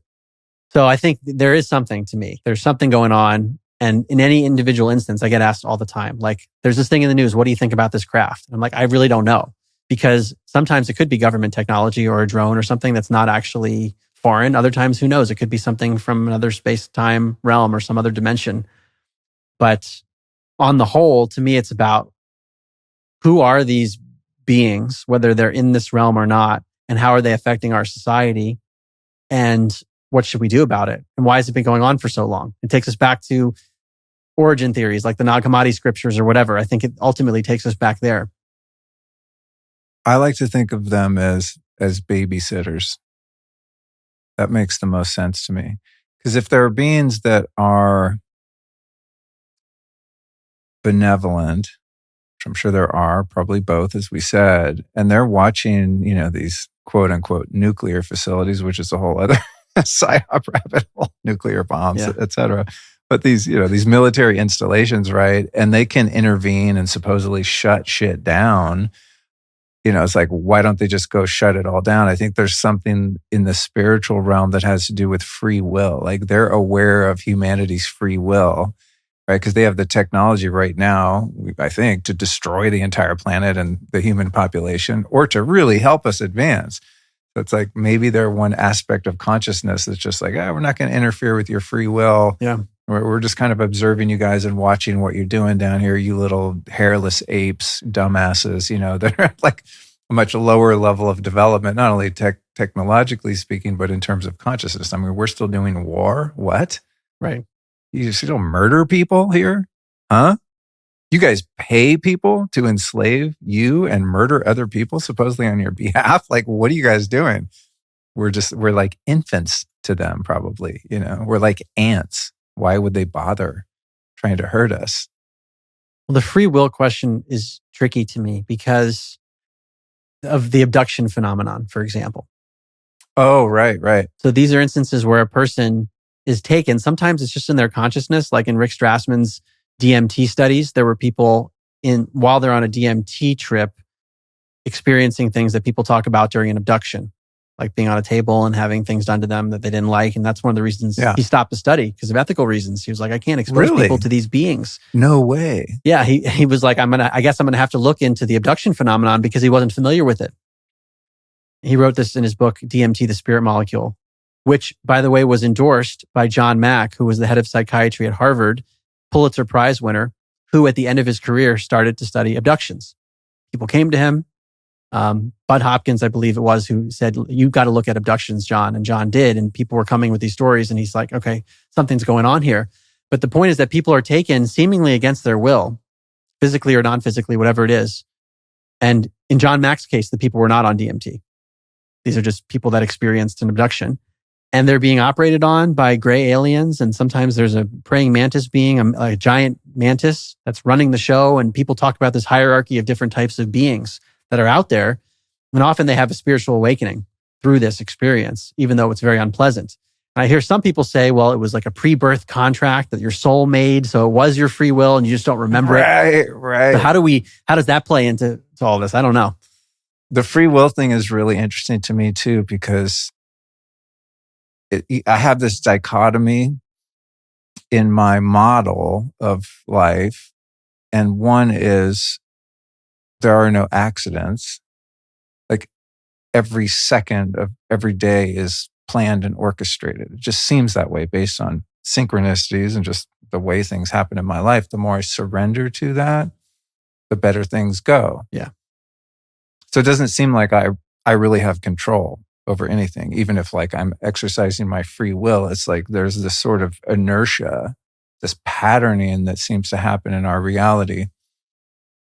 And at the same time, there's the karma issue, right? If I make decisions based on self, it tends to have negative consequences. And if I make decisions based on love and service to others, it tends to have positive impact on my life, right? So I am making decisions that change things, that change outcomes. But what aspect of me is the one making that decision, right? It's just God. Am I like an automaton and God's working through me, right? Consciousness is just expressing itself through this Luke Story guy. And I think that I'm the one that's like, I'm going to do the right thing, or ooh, I'm going to do the wrong thing. But maybe consciousness is just playing with itself and just giving us the illusion of free will, but it's still up here with the puppet strings, directing itself through us as an individual expression of itself. Yeah. David Hawkins described us as karmic wind-up toys let loose. And he also talked about his enlightenment experiences where his arm would move and he would say the arm rather than my arm. Yep. And he could see his body being operated. Yep.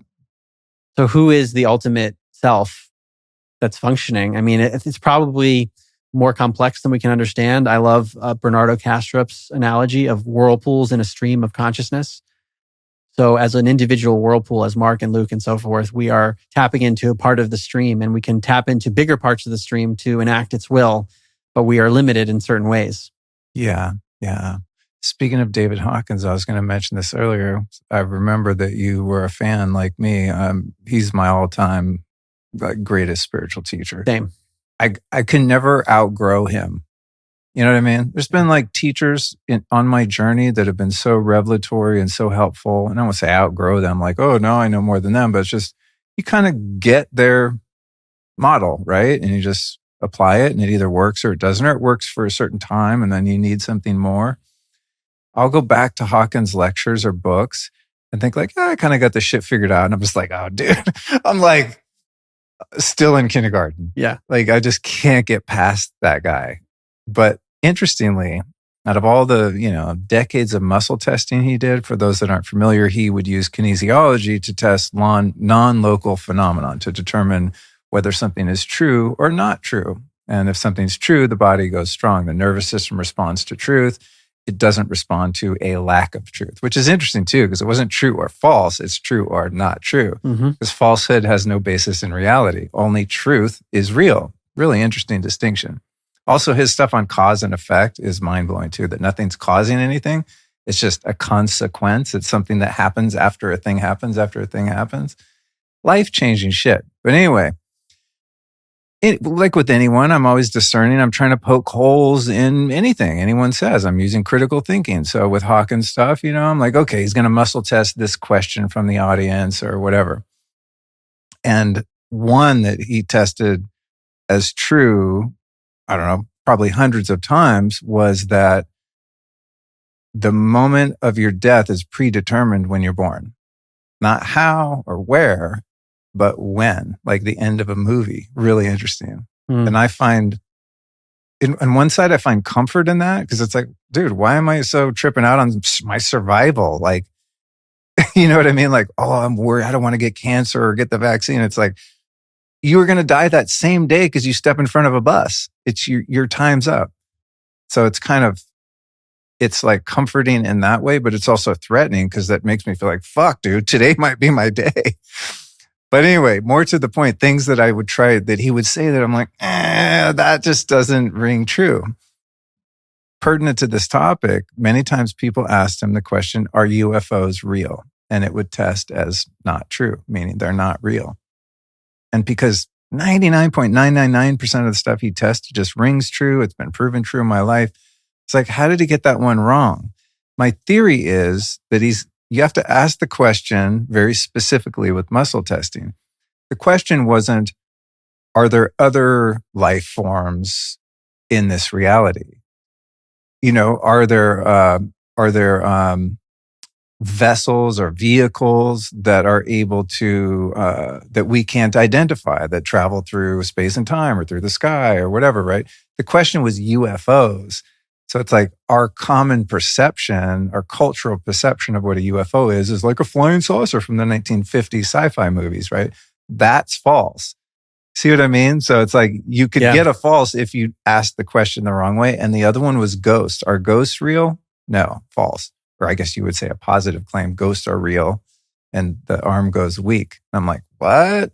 I mean, how could that not be true? But I think it's probably because of the commonly held perception of what ghosts are is false. But that doesn't mean there aren't non-physical beings or deceased beings that are kind of in the way station between wherever we go and we die in this realm, where they get stuck or they hang out for a while and so on.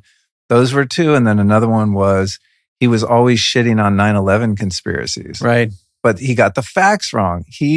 His thing that he tested was that steel can't melt. That's not what we're saying. We're saying jet fuel doesn't burn hot enough to melt steel. But those are like the only three things I could ever catch him on. I'm like, What's your take on those or anything else that you've read or heard of his? I've been skeptical of the kinesiology. I mean, I've read his books. Power versus Force is the most famous one. But when I tell people about Hawkins, I recommend not starting there. Oh, no. It's so dry and boring. And I say start with letting go because it's much more practical. 100%. Letting go of the pathway of surrender. And then reality and subjectivity. It's probably my favorite. I've been reading that one for 20 years. I still can't. I mean, that's what I mean. I can't outgrow it.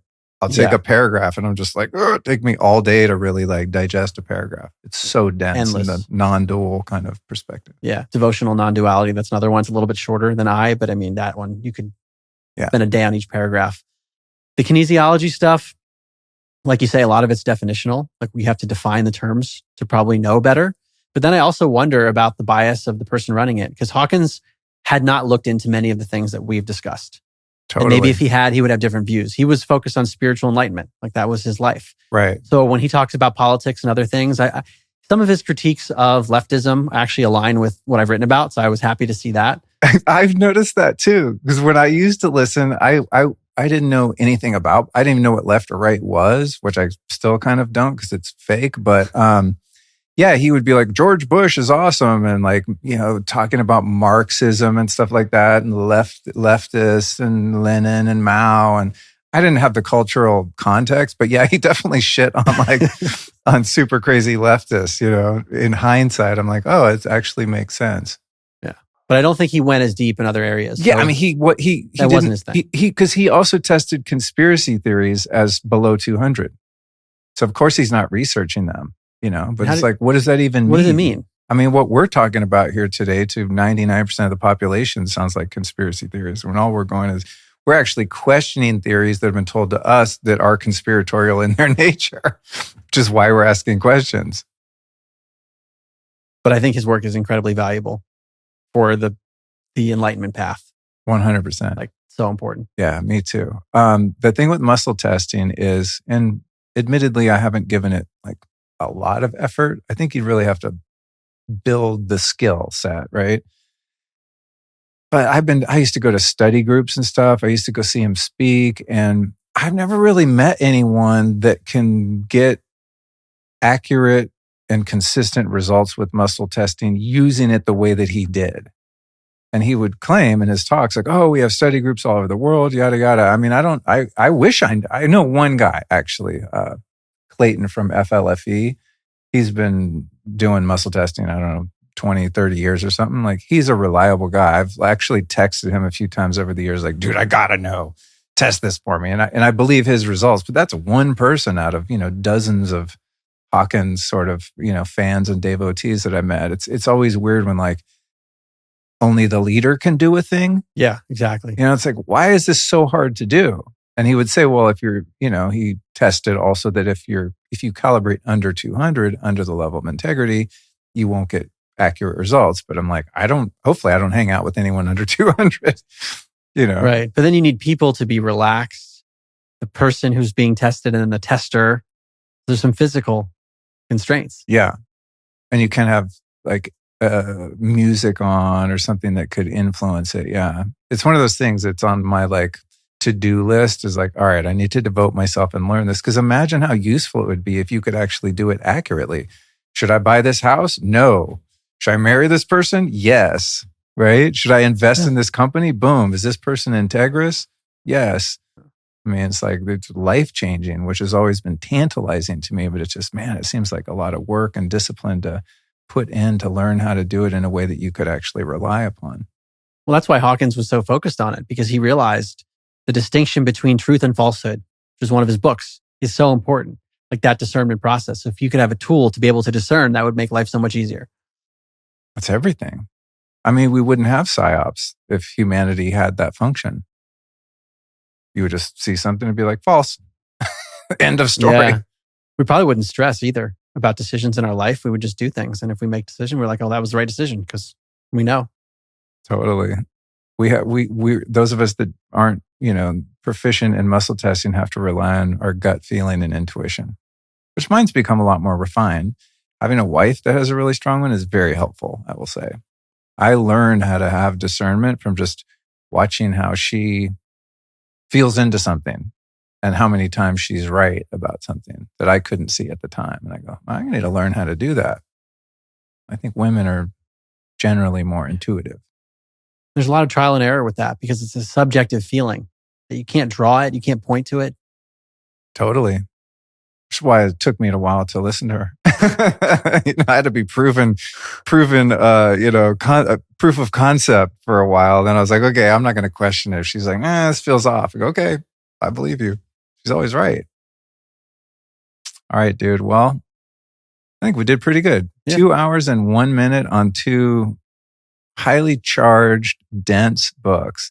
You said you're up to 7 now? Is that what you said? What is next? Do you know? It's been over a year since the Cosmos book came out. And I've had no impulse for a book. So this is about the longest I've gone. And I always tell people if I never write again, I'm good. How long did it take you to write those 7? The first one was published in 2018. Oh my God. And the 7th in 2024. I started working on my book proposal in 2018. My book comes out a year from now. I don't know how you do it, dude. It's amazing. And you're writing about stuff that's really difficult to write about too. I mean, these are like such charged topics and there's so much disinformation. I mean, how do you even research? Like you said, you go in Chat GPT and ask them about something, it's just going to lie to you. Yeah. To me, I just get to a point where I've looked at so many different things. It's like a Venn diagram where there's overlap in different sources. And I'm like, okay, there's something here perhaps. But it's just a lot of hours of researching. I mean, the researching is the writing to me. When I'm sitting down at the computer, for me, that's pretty short. It's the actual research of even knowing what's worth talking about with people. And your citations are really solid too. Yeah, hundreds of citations. I could never write about the things you write about because I can't stand that kind of work. Detail work. Look up this website, put the link in the thing. And it was like, oh God. I even cut shit out of my book because I'm just like, I don't want to be pressured about trying to find citations. I could prove some of the things that I wanted to say that are maybe a little controversial, but it's like, dude, I just don't want to go through the hassle. I mean, it's such a hassle. Checking the footnotes and making sure everything's cited properly. But for me, this was my training, like academically and then professionally, creating presentations for a board of directors. I had to know where every fact came from and have it ready to go. And to synthesize a lot of technical information and put it into something short. So I was trained to do this in a lot of ways. That's helpful. That's helpful. So you have no inspiration right now. The muse isn't like tapping on your shoulder going, hey, let's cover this topic. Interesting. What do you do for work and stuff otherwise? I follow what life brings me. How I ended up in Austin. I mean, I just really don't have much of a plan and things seem to happen. What is your age? Turning 40 in a few months. Okay. Wow. Damn. So you lived a couple lives in terms of career before you started writing though. Yeah. Yeah. So I was a partner at my firm in Silicon Valley. And in that process, I spent 10 years there, but I was in New York, investment banking before that. I just learned a lot about surviving. And then when I had my spiritual awakening in 2016, this was before I was still working in Silicon Valley. It felt like a death. The old version of me died and it was a rebirth. It was almost like, I can't believe I'm still here. So for the last almost 10 years, it's been this process of actually leaving my firm. I had written one book and did a podcast series, which is it's called Where Is My Mind? It's 8 episodes and it's a narrative form where I took clips from people I interviewed, 50 people I interviewed. So that was like writing a book too. Wow. I had done those 2 and then didn't know what was next. And I left my firm and now we're 7 books later. I just follow where I'm taken. Which is your best-selling book? The first one, An End to Upside Down Thinking. That's positive. That gives me some faith in humanity. But it's been anticlimactic. I mean, they're all important, but I mean, like if we can sort out the consciousness piece, that's the whole game, right? I mean, because imagine a higher level of consciousness in the population, then your other books would be unnecessary because people wouldn't be getting duped and doing duping. What I tell people now is that topic in the first book, it's necessary but insufficient because it doesn't teach the discernment in these other areas. And that's why there are people who were like, I love your first book. Oh, and now you're talking about politics and voluntarism and questioning the government. You went off a deep end. Oh, you're now questioning germ theory. You went crazy. Really? So it's like there are these different, Ken Wilber calls them lines of development. That's the only way I can rationalize this, where you're super developed in one way, but maybe not in other ways. And he talks about it as waking up, cleaning up, growing up, and showing up. Wow, that's cool. That would explain why so many spiritually tapped in boomers fell for the COVID psyop. Exactly. Right? Yeah. I mean, I was looking at meditation centers and like revered spiritual teachers, totally hook, line, and sinker on that. I was scratching my head going, what? Like you guys were the generation of the 60s that was like counterculture, counter government, counter narrative. And now you're just like zombified, do what the TV says. Yeah. For me, books 3 through 7 are because of that phenomenon. I was so confused after the first 2 books of people that I thought were spiritually evolved, and I still do in certain ways. And they were advocating for things that are so harmful and tyrannical and thinking that they're so compassionate for doing so. So I'm like, what is going on? That was another awakening for me. How can you get something so right that's fundamental and get these other things wrong in a toxic way? So it just shows me that spiritual evolution is multi-pronged. And there's probably stuff that I think is true now that I will learn about in a few years and realize that I was wrong. That's a really good point. That's a good point. Yeah. Being spiritually awake is not a guarantee. There's also the phenomenon of the fallen guru. Yeah. I've talked about that a lot. My wife and I talk about that. That one has always been, just took me a while to wake up to that because I'm just kind of naive sometimes, much to my own peril. But when you see a real spiritual teacher that has real gifts and wisdom, and then they go dark and go rogue and start exploiting and hurting people, but doesn't mean they were fake. They just maybe weren't aware of some of the temptations that come along the way of the path. Like, again, Hawkins would talk a lot about that, right? Yeah, he talks about the allure of the glamorous seductions. And I wonder about some of these traditions where someone's celibate, for example. Are they suppressing? And then there's a temptation that hasn't been fully exercised, so then they succumb to something? Like, I don't know how all this stuff works. And that's why I haven't wanted any single guru. I would say Hawkins is my top choice because he's pretty non-denominational. I mean, he talks about a bunch of traditions. And it's more conceptual. He's not saying go do this practice every day. Totally. Versus just trying to let go of your attachments. Yeah. I mean, his favorite practice of mine, he talks about how he would let go of paragraphs and then he would surrender sentences and then words. Meaning as anything emerges in your mind, you surrender it to God. To me, that's a general practice versus something so narrow in other traditions. Because I don't want to get duped. That's my biggest thing right now. I can tell by the books you write, dude. I don't want to get duped. You're like, let's take the highest dupe concentration on any one topic and debunk it in a book. And people will tell me that I'm duped. Oh, you fell for the virus psyop or you fell for the flat earth psyop. And I'm like, have you seen, you don't even know the arguments that I'm making. I'm making a case about, is there an independent variable and proper controls with viruses? Have they proven the Big Bang? Have they proven the radius value? I'm showing that these things haven't been established in the way that we're told. And that's a nuance that for some people is like too much. Considering your background, I imagine there aren't that many people having spiritual awakenings and studying consciousness and studying the topics that you've covered. Have you found as you've written and published these books and moved to a place like Austin where there is more like-minded community and so on? I found more people that I didn't know existed who are like-minded, but where I come from, like the world of Princeton, I was a competitive tennis player. I mean, investment banking, most people from those worlds, maybe they know that I'm writing books now on weird topics, but they have no interest in it. And a lot of these people are super smart. So it's like I've found a new crew. Wow. And now you're like the smartest guy in our crew.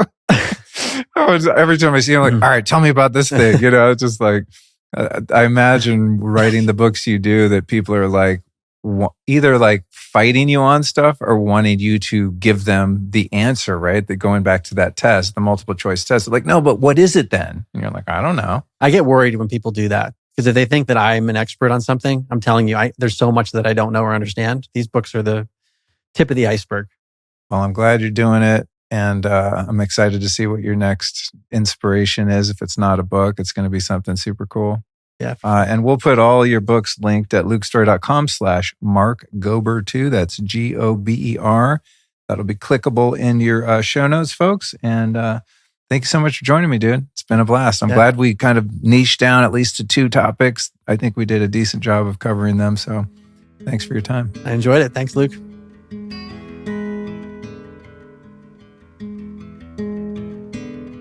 All right, you guys, before I let you go, I want to drop a reminder about one of the most fun ways to support the show. It's the official Luke Story merch collection, where every design is handpicked to reflect the lifestyle, the humor, and the mission behind this podcast. We've got classics over there like Meditation is My Medication, or Chemtrails are not Comtrails, plus newer hits like Microdoser and Conspiracy Analyst. So whether you're repping the freedom vibe, psychedelic credentials, or just want to start a fun conversation, it's all there. And each design is available in a grip of colors, even tie-dye, with sizes and styles for men, women, and even kids too. And of course, all the t-shirts are available in 100% cotton. So grab your favorite smartass design on a t-shirt, tank top, hoodie, or cap, or even a to-go cup for your favorite drink. And here is the link, drum roll please, lukestorymerch.com. Find your favorite design, scoop one up, and rock it proudly. Because these aren't just shirts and hats, you guys, they're signals. Little badges that say you're part of the tribe that values truth, style, and living outside of the matrix. You can check out the entire collection at lukestorymerch.com. Load up on the new drops and show the world what you stand for.